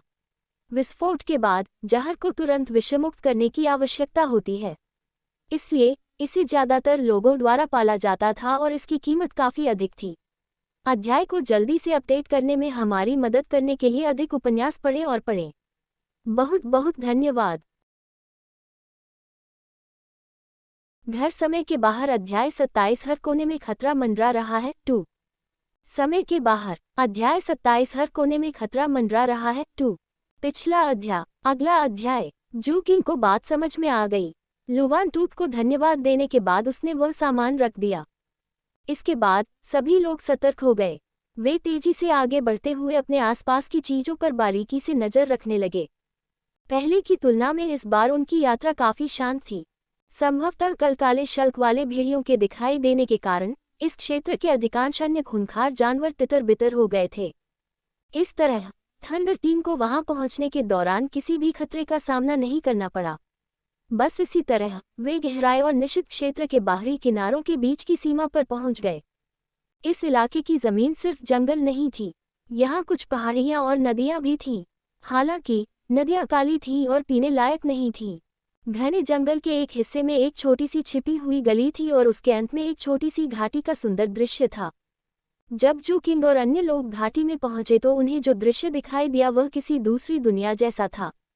इस जगह का ऊपरी हिस्सा छत की तरह मोटे रतन से ढका हुआ था, इसलिए सूरज की रोशनी इसमें बिल्कुल भी नहीं आ पाती थी। इसके अलावा वहां कोई बड़े पेड़ नहीं थे, लेकिन पौधे और फूल हर जगह थे। पूरे घाटी में तरह तरह के रंगों के मुट्ठी भर फूल भरे हुए थे। उनके साथ घास भी थी जो नीली चमकीली रोशनी बिखेर रही थी। प्रत्येक डंठल में 7 पत्ते थे। वे ऐसी रोशनी उत्सर्जित कर रहे थे जो नक्षत्रों की तरह थी, मानो शांत घाटी को शांतिपूर्ण तारों भरे आकाश में बदल रही हो। इसमें एक तरह की अनोखी सुंदरता थी। ये वो फसल बिंदु था जिसे थंडर टीम ने खोजा था, और ऐसे प्रत्येक फसल बिंदु शीर्ष गुप्त थे। ये टीम के अस्तित्व का आधार था। जब वे उस जगह पर पहुंचे तो देखा कि कटाई के लिए एक विशेष तकनीक की आवश्यकता होती है, इसलिए उन्होंने जू किंग को भाग लेने की अनुमति नहीं दी। इसके बजाय वे फैल गए और खुद ही कटाई शुरू कर दी। इस तरह वे जल्दी और अधिक कुशल तरीके से कटाई कर सकते थे। जू किंग ने उनकी तकनीक पर ध्यान दिया, लेकिन जबरदस्ती भाग नहीं लिया। इसके बजाय वह क्रॉस लेग करके बैठ गया और चुपचाप अपनी सांस लेने की तकनीक का अभ्यास किया। कल की लड़ाई के अनुभव के बाद उसे एहसास हुआ कि लगातार प्रशिक्षण से उसकी साधना का आधार बहुत बढ़ गया है। अब यह उस सीमा बिंदु पर पहुंच गया था जहां वह सफलता के लिए प्रयास कर सकता था। अगले संकट के दौरान खुद को और भी बेहतर तरीके से जीवित रखने के लिए ज़ू किंग ने अपना समय बर्बाद नहीं किया। भले ही वह निषिद्ध क्षेत्र में था, फिर भी उसने अपने शरीर में पहाड़ों और समुद्रों की कला को प्रसारित किया, अपने आसपास से आध्यात्मिक ऊर्जा को अवशोषित किया। आत्मिक ऊर्जा के उदय के साथ ही घाटी के भीतर हवा की गति तेज हो गई। कैप्टन लेई ने ज़ू किंग की तरफ देखा, लेकिन उसने उसे रोका नहीं। उसे अच्छी तरह पता था कि वापसी के रास्ते में घात लगाए जाने की संभावना बहुत ज्यादा थी। ऐसे समय में ताकत में कोई भी वृद्धि बचने का एक अतिरिक्त मौका थी। कुछ ही देर में ज़ू किंग के शरीर से धीरे धीरे धमाकों जैसी आवाजें आने लगीं। परिणामस्वरूप उसके शरीर के छिद्रों से गंदगी के छींटे निकले और बाहरी परत पर मौजूद खून पिघल गया। गंदगी के निष्कासन के साथ साथ उसके पूरे शरीर के मांस और खून ने आध्यात्मिक ऊर्जा को तेजी से अवशोषित कर लिया और पोषण के कारण वे लगातार मजबूत होते जा रहे थे। आवाज तेज होती गई, लेकिन सीमा पर पहुंचकर अचानक बंद हो गई। इस समय ज़ू किंग के मन में एक दहाड़ उठी। उसके पूरे शरीर की रक्तवाहिकाएं अचानक उसकी त्वचा के नीचे फूल गईं। साथ ही उसका मांस और रक्त आत्मिक ऊर्जा से भर गया, मानो उसमें पहले से भी ज्यादा आश्चर्यजनक शक्ति और गति थी। ये सब एक गहरी सांस में बदल गया, जो उसके शरीर में व्याप्त हो गया। उसके बाद उसके शरीर के बाहर की आध्यात्मिक ऊर्जा भी उतार चढ़ाव करने लगी और सभी दिशाओं में फैल गई। पर्वत और समुद्र कला का तीसरा स्तर। ज़ू किंग ने धीरे से अपना सिर नीचे किया और आंखें खोलीं। कोई भी उस क्षण एक बैंगनी रोशनी को नहीं देख सकता था, लेकिन उसकी आंखों में सफलता की कोई खुशी नहीं थी, बल्कि उसकी जगह गहरे संदेह ने ले ली थी। जब उसने नीचे देखा तो बिखरी हुई धूप में उसकी अपनी ही धब्बेदार परछाई दिखी। जब वह अभी साधना कर रहा था तो उसे कुछ गड़बड़ महसूस हुई थी। पर्वतों और समुद्र कला से अलग होने की प्रक्रिया के बाद आत्मिक ऊर्जा के शुद्ध हिस्से ने उसके शरीर को पोषण दिया, लेकिन अप्रत्याशित रूप से असामान्य पदार्थ उसकी बांह पर उत्परिवर्तन बिंदु में प्रवाहित नहीं हुए। इसके बजाय वे उसकी छाया में प्रवाहित हुए। ऐसा लग रहा था जैसे छाया ने असामान्य पदार्थों वाले हिस्से को निगल लिया हो। काफी देर बाद ही ज़ू किंग ने अपना सिर उठाया और अपने सभी संदेहों को अपने दिल की गहराइयों में दबा लिया। उसने कैप्टन लेई और अन्य लोगों की ओर देखा जो पेड़ चुनने का काम कर चुके थे, और फिर दूर तक, घाटी के अंत तक और जंगल की गहराइयों में देखने लगा। उसे आगे कहीं दूर एक इमारत दिखाई दे रही थी। ऐसा लग रहा था जैसे कई मंदिर आपस में जुड़े हुए हों, जो इस दौरान चुपचाप बैठे हों और एक प्राचीन वातावरण फैला रहे हों। यह एक अज्ञात युग से बची हुई इमारत है और यह वह सबसे दूर की सीमा है जहां हम कूड़ा बीनने वाले जा सकते हैं। आप इमारत से आगे नहीं जा सकते, लेकिन अगर आपको आसपास कोई खतरा दिखाई देता है तो आप कुछ समय के लिए वहां शरण ले सकते हैं। अपना हिस्सा काटने के बाद कैप्टन लेई ज़ू किंग के पास आया और मंदिरों के समूह की ओर उसकी निगाह का अनुसरण करते हुए धीरे धीरे बोला, सीमा। ज़ू किंग ने अपना सिर हिलाया। ये सही है। उस युग में किसी ने कहा था कि इस निषिद्ध क्षेत्र का निर्माण इसलिए हुआ क्योंकि भगवान ने इन मंदिरों को देखा था। कुछ महत्रों ने भी इस जगह की खोज की, लेकिन वहां एक विशेष प्रकार के पत्थर के अलावा कुछ नहीं था जो कभी कभी दिखाई देता था। कैप्टन लेई ने चुनी हुई 7 पत्तियों वाली घास का एक हिस्सा निकाला और उसे एक अन्य चमड़े के थैले में रख लिया। ये पत्थर कैसे खास हैं? ज़ू किंग ने उत्सुकता से पूछा। इसे पीसकर पाउडर बना ले और इसे उस निशान पर छिड़क दे जो बहुत पहले नहीं बना है, और यह निशान को हटा सकता है। यह जरा सा भी निशान नहीं छोड़ेगा। हालांकि ये हमारे जैसे मैला ढोने वालों के लिए बेकार है। हालांकि कुछ महत्वपूर्ण व्यक्ति कभी कभी इसकी जरूरत महसूस करेंगे। कैप्टन लेई ने यह कहने के बाद क्रॉस और दूसरों की ओर देखा। उस समय क्रॉस, बर्बरिक घोस्ट और लुवांटूक ने भी चुनना समाप्त कर दिया था। कैप्टन लेई की व्यवस्था के अनुसार उनमें से प्रत्येक ने एक हिस्सा निकाला और उसे चमड़े के थैले में रख दिया जिसे कैप्टन लेई ने पकड़ रखा था। अंत में 7 पत्तों वाली घास को 5 पत्तों में बांट दिया गया। फिर कैप्टन लेई ने 5वां थैला ज़ू किंग को दे दिया। ये तुम्हारा है। अब से हर कोई अलग अलग जाएगा। टीम को अलग अलग हिस्सों में बांटने से हम में से कुछ के बाहर निकलने की संभावना बढ़ जाती है। कैप्टन लेई ने काम पूरा करने के बाद ज़ू किंग की ओर देखा और उसे एक नक्शा दिया। बच्चे, मुझ पर निशाना बहुत बड़ा है और ब्लडशेडो का ध्यान मुझ पर ही रहेगा। साथ ही कप्तान के रूप में मेरी भूमिका के साथ मुझे आप सभी की भी रक्षा करनी है। आपको जितनी जल्दी हो सके बाहर निकल जाना चाहिए और कैंपसाइट पर मेरा इंतजार करना चाहिए। अध्याय को जल्दी से अपडेट करने में हमारी मदद करने के लिए अधिक उपन्यास पढ़ें और पढ़ें। बहुत बहुत धन्यवाद। घर समय के बाहर अध्याय 28 हर कोने में खतरा मंडरा रहा है। 3 समय के बाहर अध्याय 28 हर कोने में खतरा मंडरा रहा है। 3 पिछला अध्याय। अगला अध्याय। कैप्टन लेई ने गहरी आवाज में कहा और अन्य साथियों की खामोश निगाहों के नीचे घाटी से बाहर निकलकर दूर चले गए।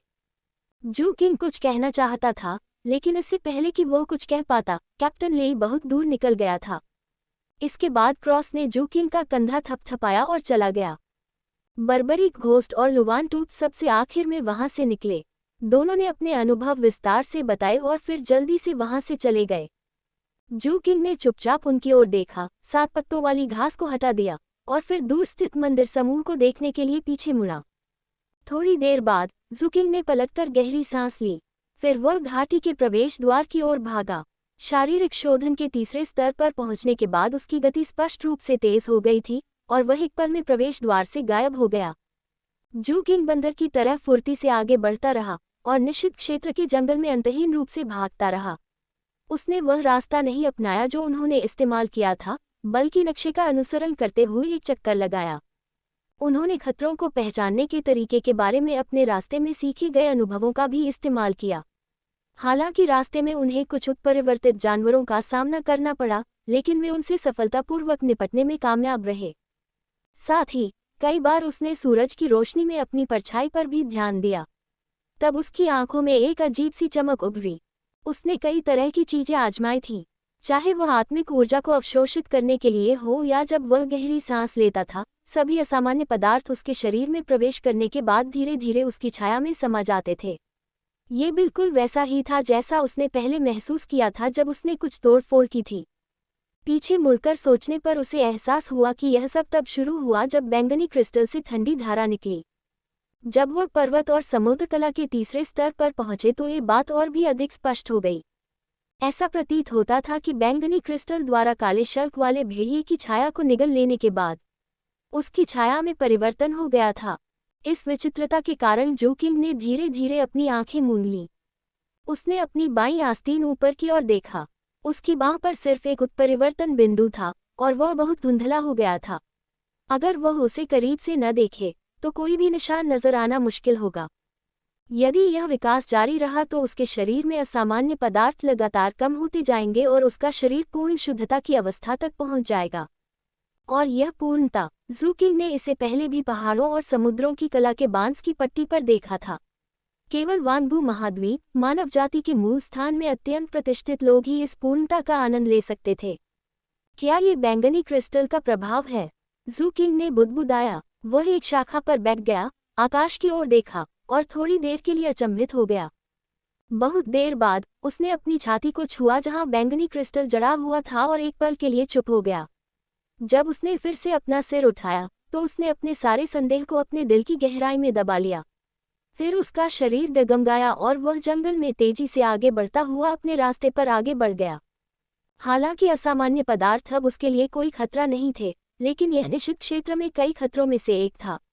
जू किंग को अपने रास्ते पर आगे बढ़ने के दौरान अभी भी अन्य खतरों का सामना करना पड़ा।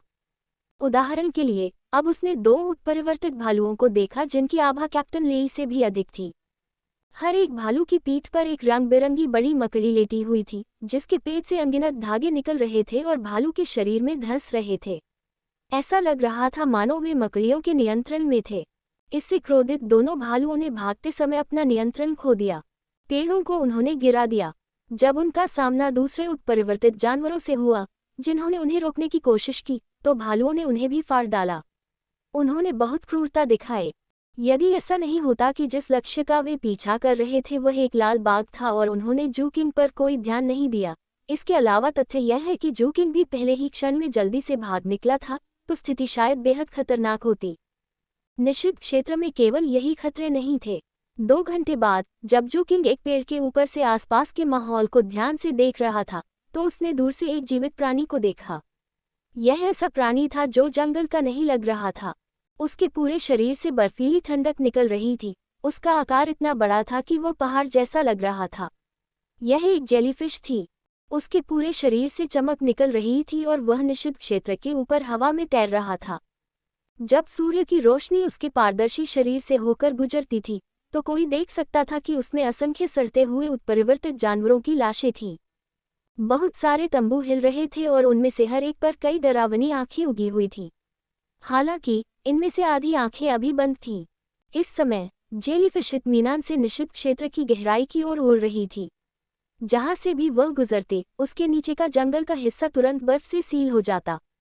सभी अस्तित्व इस बर्फबारी आपदा से बच नहीं सकते थे। इसकी आभा की शक्ति जूकिंग से कई गुना अधिक थी, इस हद तक कि जूकिंग ने पहले जिन 2 उन्मत्त भालुओं का सामना किया था वे भी इस जेलीफिश के सामने बेहद कमजोर महसूस कर रहे थे। दूर से देखने पर ही जूकिंग का शरीर अकड़ गया। फिर उसे अपनी आत्मा की गहराई से एक तीव्र खतरा महसूस हुआ। जेलीफिश के गायब होने तक ही जूकिंग ने राहत की सांस ली। जब उसने दूर तक देखा तो उसका दिल घबराहट से भर गया। जंगल का इलाका बर्फ से ढका हुआ था। यह एक सीधी रेखा की तरह लग रहा था जो बहुत गहराई तक फैली हुई थी। अगर यह जेलीफिश मेरी दिशा में उड़ी, जूकिंग ने हौंफते हुए कहा।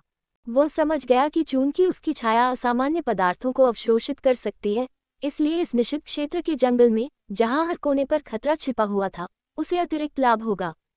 हालांकि ये लाभ उसे निषिद्ध क्षेत्र में अधिक समय तक रहने की अनुमति ही दे सकता था। ऐसा तब तक संभव नहीं था जब तक कि वह एक दिन और अधिक शक्तिशाली न हो जाए। जब ऐसा होगा तो ये लाभ अंतहीन रूप से बढ़ जाएगा। कुछ ही क्षण बाद जब जूकिंग वहां से चला गया तो वह निषिद्ध क्षेत्र के अंदर और भी अधिक सतर्क हो गया। ऐसे ही समय धीरे धीरे बीतता गया। बहुत जल्द सूरज ढलने लगा और इलाके में थोड़ी सी रोशनी ही बची रह गई। जंगल में और भी दहाड़ें गूंजने लगी। जंगल में भागते हुए शूकिंग ने चुपचाप नक्शे पर बताई गई दिशा का अनुमान लगाया। वह जानता था कि अगर वह रात में यात्रा करेगा तो उसे भोर से पहले निषिद्ध क्षेत्र से बाहर निकलने में सक्षम होना चाहिए। अभी वह इस बात पर गहराई से विचार कर ही रहा था कि उसे रात में यात्रा करनी चाहिए या नहीं, तभी अचानक जंगल में दूर से एक धमाके की आवाज आई। साथ ही एक तीखी पीड़ा भरी चीख भी थी जो बहुत जानी पहचानी लग रही थी। बर्बर भूत। जूकिंग की आंखें सिकुड़ गईं क्योंकि उसने उस आवाज को पहचान लिया था। वह तुरंत उछलकर ऊपर आया और सावधानी से पास आ गया। उसका छोटा और दुबला शरीर जंगल में खुद को छिपाते हुए फुर्ती से घूम रहा था। उसे दूसरों द्वारा पहचान पाना मुश्किल था। कुछ ही देर बाद वह उस जगह पर पहुंचा जहां उसने चीख सुनी थी और एक पेड़ की टहनी पर छिप गया। उसने नीचे देखा तो वहां 6 से 7 लाशें पड़ी थीं। उनमें से एक बर्बर भूत था। उसका पूरा शरीर हरा काला था, जो स्पष्ट रूप से उत्परिवर्तन के कारण था। उसका सिर उसके शरीर से अलग हो गया था और उसकी मृत्यु की स्थिति अत्यंत भयानक थी। विशाल फाइन स्टील ढाल भी 2 टुकड़ों में टूट गई थी, जिसमें से एक टुकड़ा दूसरे से बड़ा था। जहां तक गदा की बात है, वह खून से लथपथ एक तरफ पड़ी थी। स्पष्टतः अपनी मृत्यु से पहले उसने पूरी ताकत लगा दी थी और फिर अपने शत्रुओं के साथ ही वह भी नष्ट हो गया। जूकिंग चुप हो गया और उसके दिल में दुख उमड़ आया। फिर उसने देखा कि कैप्टन लेई को कुछ ही दूरी पर 5 लोगों ने घेर लिया है और उस पर हमला कर दिया है। उसका शरीर भी हरा रंग ले रहा था और वह उत्परिवर्तन के करीब था। इस दृश्य को देखकर जूकिंग की पुतलियां सिकुड़ गईं। फिर उसने अपनी लोहे की छड़ी को मजबूती से पकड़ लिया और उसकी निगाहों में तुरंत ही हत्या का तीव्र इरादा उभर आया। अध्याय को जल्दी से अपडेट करने में हमारी मदद करने के लिए अधिक उपन्यास पढ़ें और पढ़ें। बहुत बहुत धन्यवाद। घर समय के बाहर अध्याय 29 रक्त रंग की शाम 1। समय के बाहर अध्याय 29 रक्त रंग की शाम 1। पिछला अध्याय। अगला अध्याय। उसने देखा कि कैप्टन लेई पर हमला करने वाले लोग ब्लड शैडो टीम से थे। सूरज धीरे धीरे डूब रहा था। दूर दूर तक फैले अंधेरे ने उसे इस तरह ढक लिया था कि उसे नंगी आंखों से भी देखा जा सकता था। ऐसा लग रहा था कि अब ज्यादा समय नहीं रह गया है जब पूरे देश में अंधेरा छा जाएगा। अंधकार से शीतलता की लहरें भी धीरे धीरे चारों दिशाओं में फैलने लगीं। डूबते सूरज की रोशनी के बीच जंगल एक संघर्षरत बूढ़े की तरह था जो मंच छोड़ने को तैयार नहीं था। हालांकि डूबते सूरज की रोशनी में इतनी ताकत नहीं थी कि वह लड़ सके। ये केवल घने पेड़ों के पत्तों के बीच से बहकर आ रही थी जो सुस्त और विरल लग रही थी। हालांकि जूकिंग, जो एक पेड़ के ऊपर छिपा हुआ था, अलग था। उसने युद्ध के मैदान को ठंडेपन से देखा और अपनी बर्फीली निगाहों से पूरे दृश्य को देखा। ब्लड शैडो टीम के 5 सदस्यों में से 2 मुख्य हमलावर थे, जबकि अन्य 3 ने भागने के रास्ते बंद कर दिए थे, जिससे कैप्टन लेई बचकर भागने में सफल नहीं हो सके। वे तीनों तीसरे स्तर पर लुवानटूथ के समान साधना आधार वाले प्रतीत होते थे। वे बहुत पास जाने की हिम्मत नहीं कर पाए और केवल चक्कर लगाते रहे। हालांकि उनके अस्तित्व के कारण कैप्टन लेई के पास विचलित होने के अलावा कोई विकल्प नहीं था। जहां तक सामने वाले दो लोगों की बात है, उनमें से एक ने आत्मिक ऊर्जा में उतार चढ़ाव जारी किया जो कैप्टन लेई से थोड़ा ही कमजोर था। वह स्पष्ट रूप से क्यूई संघनन के छठे स्तर पर था और वह एक बुरा व्यक्ति भी था। उसके बाल बिखरे हुए थे और उसकी निगाहें भयंकर थीं। उसके कपड़ों पर कट के निशान थे और ये देखा जा सकता था कि उसकी मांसपेशियां इतनी फूली हुई थीं कि ऐसा लग रहा था कि वे फट जाएंगी। यह कोई और नहीं बल्कि ब्लडशैडो टीम का कप्तान था जिसने कच्चे कुत्ते का मांस खाया था। इस समय ब्लडशैडो टीम के कप्तान ने अपने होंठ चाटे और कैप्टन लेई को ठंडी निगाहों से घूरते हुए तेजी से हमला किया, जिसका शरीर तेजी से हरा हो रहा था। आज थंडर टीम का नाम कैंपसाइट से हटा दिया जाएगा। कैप्टन लेई, आप आत्महत्या कर सकते हैं, अन्यथा आप उस बर्बर भूत की तरह होंगे जो उत्परिवर्तित होने तक लड़ने के बाद भी पूरी तरह से शव प्राप्त करने में असमर्थ है। ये बहुत ही अशोभनीय है। यदि आप आत्महत्या करते हैं तो मैं आपकी टीम के सदस्यों की अच्छी तरह से देखभाल करूंगा। ये सही है, कैप्टन लेई निश्चिंत हो सकते हैं। आपके मरने के बाद हम थंडर टीम के अन्य सदस्यों की अच्छी तरह से देखभाल करेंगे। मैं बहुत पहले से ही उस लुवानटूथ का स्वाद लेना चाहता था। जहां तक उस बच्चे की बात है जिसे आप वापस लाए हैं, अगर हम उसे खजाने के पोषक के रूप में बेच दें तो वह कुछ पैसे का हकदार होगा। ब्लडशैडो टीम के कप्तान के बाद जो बोला वही उसके साथ मिलकर कप्तान लेई पर हमला कर रहा था। वह एक बदसूरत मध्यम आयु वर्ग का आदमी था जिसकी पीठ उभरी हुई थी जैसे कि वह विकृत हो। वह एक आंख से अंधा था और उसकी बाकी आंख खून की प्यास से चमक रही थी। हालांकि उसकी आत्मा ऊर्जा तरंग उसके कप्तान की तरह मजबूत नहीं थी, लेकिन ये क्रॉस की आत्मा ऊर्जा के बारे में ज़ूकिंग की धारणा को पार कर गई कि वे संक्षेपण के 5वें स्तर तक पहुंच गई। हालांकि ये बहुत स्थिर नहीं था। ऐसा लग रहा था कि उसने हाल ही में ही इस राह को तोड़ा है। दोनों की मौखिक चुनौती का सामना करते हुए कैप्टन लेई के चेहरे पर कोई भाव नहीं था, लेकिन ऐसा लग रहा था कि वह मरने का इरादा रखता है और उसने और भी तेजी से तथा अधिक क्रूरता से हमला किया। ब्लडशैडो की जोड़ी, जो कैप्टन लेई की हत्या से गंभीर रूप से घायल होने के लिए तैयार नहीं थी, को थोड़ा पीछे हटने के लिए मजबूर होना पड़ा और उन्होंने गुरिल्ला रणनीति शुरू कर दी। जाहिर है वे आज सफल होने के लिए बहुत दृढ़ थे, इसलिए वे चीजों को लंबा खींचने के लिए तैयार थे। एक छठे स्तर पर, एक 5वें स्तर पर और 3 तीसरे स्तर पर। ज़ूकिंग की आंखों में हत्या का इरादा प्रबल था। वह जा सकता था, लेकिन वह कृतज्ञता के ऋण को बहुत महत्व देता था। कैप्टन लेई ने शुरू से ही उसके साथ अच्छा व्यवहार किया था, इसलिए ज़ूकिंग जाने की योजना नहीं बना रहा था। इसके बजाय उसने जल्दी से युद्ध के मैदान और आसपास के वातावरण को स्कैन किया। ये जगह बहुत बड़ी नहीं थी। यहाँ बहुत सारे पेड़ थे और रोशनी कम थी और ज्यादा अंधेरे धब्बे थे। यह उसके लिए कार्रवाई करने के लिए उपयुक्त था। अपने दिल में आकलन करने के बाद ज़ूकिंग की आंखों से तुरंत हत्या का इरादा फूट पड़ा। उसके पैर पेड़ की चोटी पर जोर जोर से ठोकर मार रहे थे, जिससे वह आगे बढ़ने के लिए गति प्राप्त कर रहा था और धनुष से छूटे हुए तीर की तरह उसके करीब और करीब आ रहा था। इस समय पर्वतों और समुद्र कला के तीसरे स्तर द्वारा लाई गई भौतिक शक्ति और बैंगनी क्रिस्टल तुरंत प्रदर्शित हुए। वह इतना तेज था कि पेड़ के शीर्ष पर एक स्पष्ट छवि बनी हुई थी। युद्ध के मैदान में मौजूद हर कोई कुछ भी प्रतिक्रिया दे पाता। इससे पहले ही ज़ूकिंग की आकृति पलक झपकते ही युद्ध के मैदान में घुस गई थी। वह उन तीनों में से एक के पास दिखाई दिया जो कैप्टन लेई के भागने के रास्ते को रोक रहे थे। ज़ूकिंग का लक्ष्य एक छोटा और दुबला पतला युवक था और उसकी त्रिकोणीय आकार की आंखों में कैप्टन लेई की छवि झलक रही थी, जिस पर संयुक्त रूप से हमला किया जा रहा था। उसने ज़ूकिंग की उपस्थिति पर बिल्कुल भी ध्यान नहीं दिया। वह तब तक चौंका जब तक उसे अपने चेहरे पर ठंडी हवा का झोंका महसूस नहीं हुआ, और जब वह अपना सिर घुमाने ही वाला था, अगले ही पल एक लोहे की छड़ी ने उसकी कनपटी को भयानक ताकत से छेद दिया। ज़ूकिंग ने लाश के गिरने या दर्दनाक चीखें निकलने का इंतजार नहीं किया। फिर वह झुका और पीछे की ओर लात मारी, तेजी से उछला और एक शिकारी तेंदुए की तरह दूसरे व्यक्ति की ओर दौड़ा। ये देखकर दूसरे मेहतर का चेहरा एकदम बदल गया और उसकी पुतलियां डर से सिकुड़ गईं। वह पीछे हटना चाहता था, लेकिन ज़ूकिंग बहुत करीब आ गया था। उसकी मुट्ठी ने पर्वत और समुद्र कला के तीसरे स्तर से आश्चर्यजनक शक्ति का प्रदर्शन किया, जो तुरंत उसके लक्ष्य पर पहुंच गई। धमाके के साथ दूसरे मेहतर की छाती में चोट लगी। नतीजतन उसकी छाती धंस गई और फिर उसकी पीठ में खून से लथपथ एक छेद हो गया। हड्डियों के टूटने की आवाज भी गूंज उठी। उसके बाद जूकिंग ने अपना बायां हाथ हिलाया और एक खंजर भयानक बल के साथ बाहर फेंका गया, जो हवा में एक लंबा चाप बनाता हुआ तीसरे व्यक्ति पर अत्यधिक गति से गोली चलाता हुआ निकल गया।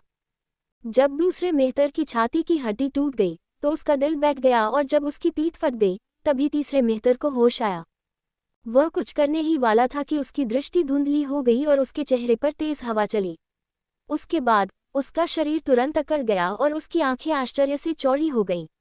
अपनी आखिरी ताकत के साथ उसने सहजता से अपना हाथ उठाया और धीरे से अपने ग्लेबेला को छुआ। एक बर्फीला खंजर वहां घुस गया था। खंजर से निकले जबरदस्त बल के कारण उसकी खोपड़ी के आसपास का क्षेत्र धंस गया, जिससे उसकी खोपड़ी चकनाचूर हो गई। सब कुछ बिजली की गति से हुआ। जूकिंग बहुत तेज था और उसकी चालें बहुत निर्णायक थीं। इस समय जब पहली और तीसरी लाशें जमीन पर गिरी तो दूसरा लक्ष्य, जिसकी छाती धंस गई थी और जिसका दिल क्षतिग्रस्त हो गया था, भी नीचे गिर गया, जिससे जूकिंग का आकार प्रकट हो गया। जूकिंग का आसन नीचे झुका हुआ था और उसके लंबे काले बाल उसके चेहरे के आधे हिस्से को ढांके हुए थे। हालांकि यह उसकी ठंडी और तीखी नज़र को नहीं छिपा सका, जो एक भेड़िए की तरह थी। इस समय उसने ऊपर देखा और कैप्टन लेई और ब्लडशैडो के दो अन्य लोगों की नज़रों से मिला। वे सभी उसके हस्तक्षेप से स्तब्ध थे। अध्याय को जल्दी से अपडेट करने में हमारी मदद करने के लिए अधिक उपन्यास पढ़ें और पढ़ें। बहुत बहुत धन्यवाद। घर समय के बाहर अध्याय 30 रक्त रंग की शाम 2। समय के बाहर अध्याय 30 रक्त रंग की शाम 2। पिछला अध्याय। अगला अध्याय। इस समय ऐसा लग रहा था जैसे आसपास की हवा रुक गई हो। कैप्टन लेई की आंखें, जो मौत के इरादे से भरी हुई थीं, उनमें आखिरकार एक लहर सी आ गई। उसने जूकिंग को एक लंबी नज़र से देखा और फिर अचानक एक धीमी आवाज में चिल्लाया, बच्चे, जल्दी करो और जाओ। हालांकि जूकिंग ने कैप्टन लेई के अनुरोध को नहीं सुना, बल्कि ब्लडशैडो टीम के कप्तान को संकुचित आंखों से देखा। ब्लडशैडो टीम के कप्तान ने भी पहली बार जूकिंग को ठीक से देखा। जब उसने युवक के बगल में 3 लाशें देखीं, तो उसका चेहरा थोड़ा सा तमतमा गया। उसे मानना पड़ा कि थंडर टीम के बारे में उसके आकलन में उससे गलती हुई थी। बर्बर भूत की मृत्यु के प्रति निर्भयता उनमें से एक थी, और यह बच्चा जो अचानक प्रकट हुआ था, वह दूसरी थी। उसे मार डालो। ब्लडशैडो टीम के कप्तान ने ठंडी सांस ली और चोटों से बचने के लिए लड़ाई को लंबा न खींचने का निर्णय लिया। जैसे ही उसने यह बात कही, उसका आभामंडल फूट पड़ा और उसने कैप्टन लेई की ओर मुक्का मारा। इस तरह वह तुरंत कैप्टन लेई के साथ भीषण युद्ध में उलझ गया। दूसरी ओर क्यूई कंडेंसेशन के 5वें स्तर पर दूसरे मध्यम आयु वर्ग के व्यक्ति ने एक भयावह मुस्कान बिखेरी और वह मुड़ा और जूकिंग की ओर दौड़ा। जैसे ही वह आगे बढ़ा, उसकी सारी आत्मिक ऊर्जा मुक्त हो गई और उसने अपनी अंगुलियों की हड्डियां भी चटका दी, जिससे उसका क्रूर चेहरा प्रकट हो गया। यद्यपि इस युवक की गति आश्चर्यजनक थी और उसने अपने 3 साथियों को तुरंत मार डाला था, फिर भी वह आश्वस्त था कि चूंकि वह 5वें स्तर तक पहुंच चुका था, इसलिए इस बच्चे को मारना उसके लिए आसान काम होगा। इस समय जूकिंग ने अपनी आंखें सिकोड़ ली और उनमें ठंडी रोशनी और भी तीव्र हो गई। अपने पिछले मुकाबलों के आधार पर उसे लगा कि वह क्यूई कंडेंसेशन के 4थे स्तर पर किसी को मार सकता है, लेकिन 5वें स्तर के लिए उसने पहले किसी के खिलाफ लड़ाई नहीं की थी, इसलिए वह निश्चित नहीं था। झपट्टा मारते हुए जूकिंग ने अचानक बहुत तेजी से हमला किया और सीधे उस अधेड़ उम्र के आदमी की तरफ बढ़ा। फिर जैसे ही वह उसके करीब पहुंचा, उसने एक मुक्का मारा। मध्यम आयु वर्ग के किसान के होठों पर तिरस्कार भरी मुस्कान फैल गई। जैसे ही शूकिंग वहां पहुंचा, मध्यम आयु वर्ग के व्यक्ति के शरीर के बाहर आध्यात्मिक ऊर्जा का उतार चढ़ाव एक अदृश्य अवरोध में बदल गया, जो शूकिंग की मुट्ठी के संपर्क में आ गया।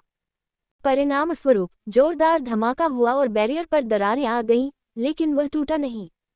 इसके विपरीत एक तीव्र प्रतिरोधक शक्ति उत्सर्जित हुई, जिसके कारण शूकिंग की कलाई जो अवरोध के संपर्क में आई, उसमें से चटकने की आवाजें निकलने लगीं। ये सीधे तौर पर विस्थापित हो गई। इसलिए जूकिंग की आंखें सिकुड़ गई और वह एक तरफ हट गया। उसी समय उसने अपना दाहिना हाथ जोर से घुमाया और अपनी उखड़ी हुई कलाई को जबरदस्ती वापस जोड़ दिया। उसकी आंखों में क्रूरता झलक रही थी। वह पीछे नहीं हटा, बल्कि अपनी पूरी ताकत से फिर से एक और मुक्का मारा।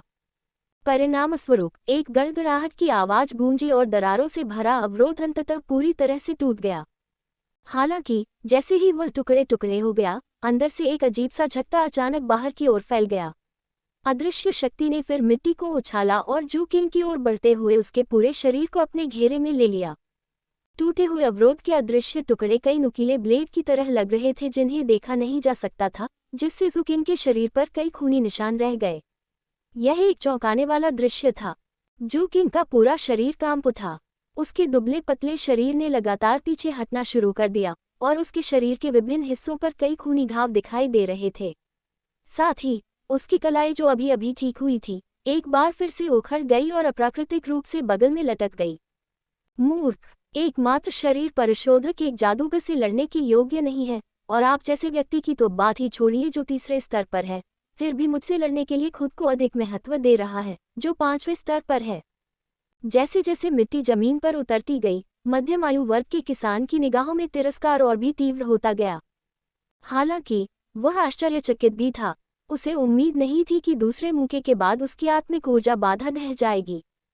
शुक्र है कि उसने कुछ समय पहले ही 5वें स्तर पर सफलता प्राप्त कर ली थी, जिससे उसकी आत्मा ऊर्जा बाधा टूटने के बावजूद विस्फोट करने में सक्षम हो गई।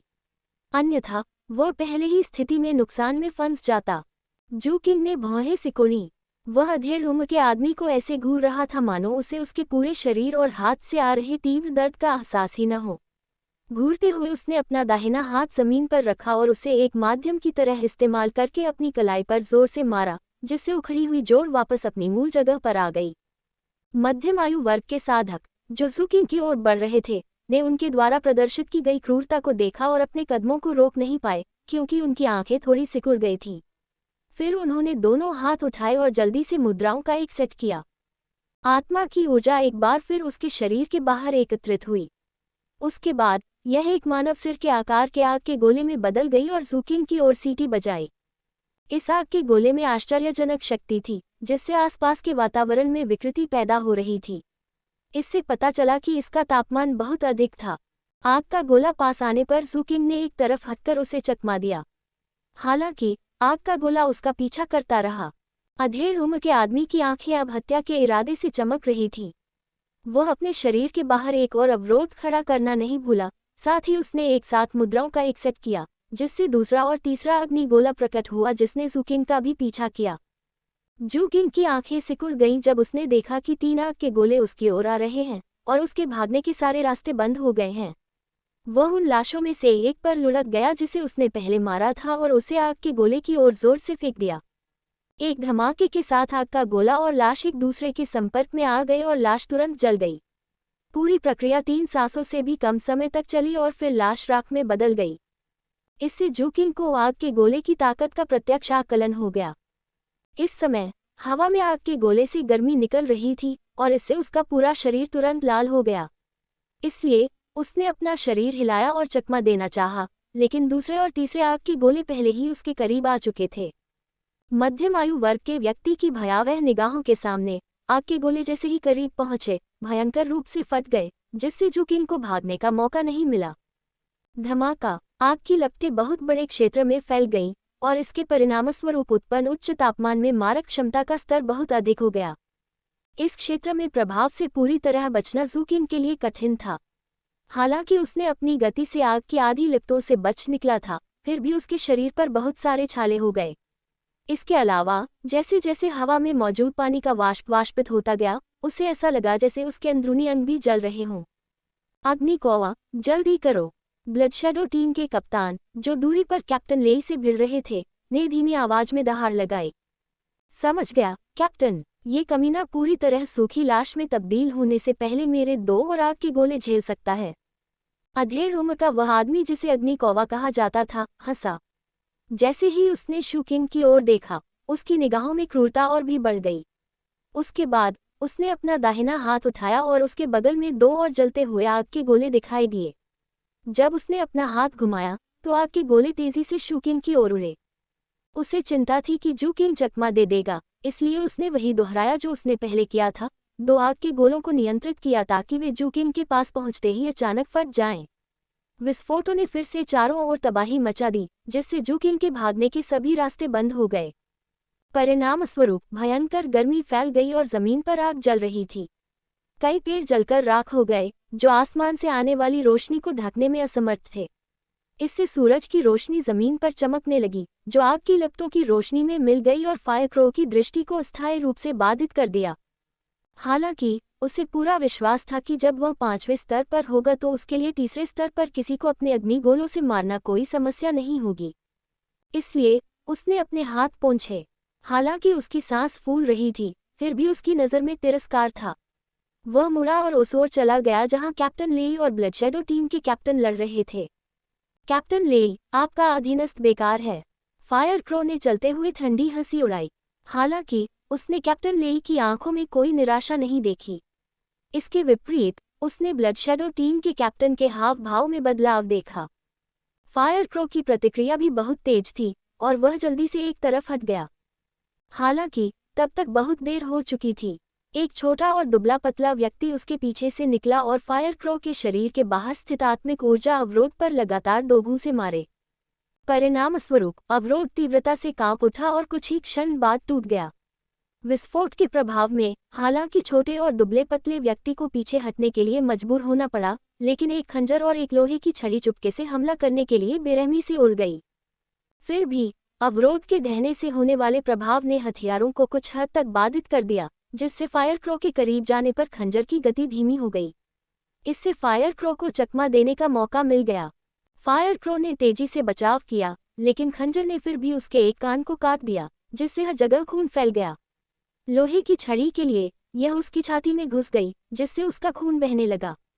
यह अफसोस की बात थी कि उसे महत्वपूर्ण स्थानों पर चोट नहीं लगी, इसलिए हमले घातक नहीं थे। तीव्र दर्द के कारण फायरक्रो की आंखें लाल हो गईं और वह चीखने लगा। जब वह बुरी तरह से हमलों से बच गया तो उसने गुस्से से अपने पीछे देखा। उसने अपने सपने में देखा कि भेड़िए जैसी आकृति वाला युवक अंगारों को जमीन पर रौंद रहा है और 7-8 झांक दूर जा रहा है। वह आधा झुका हुआ था और कार्रवाई के लिए तैयार दिख रहा था।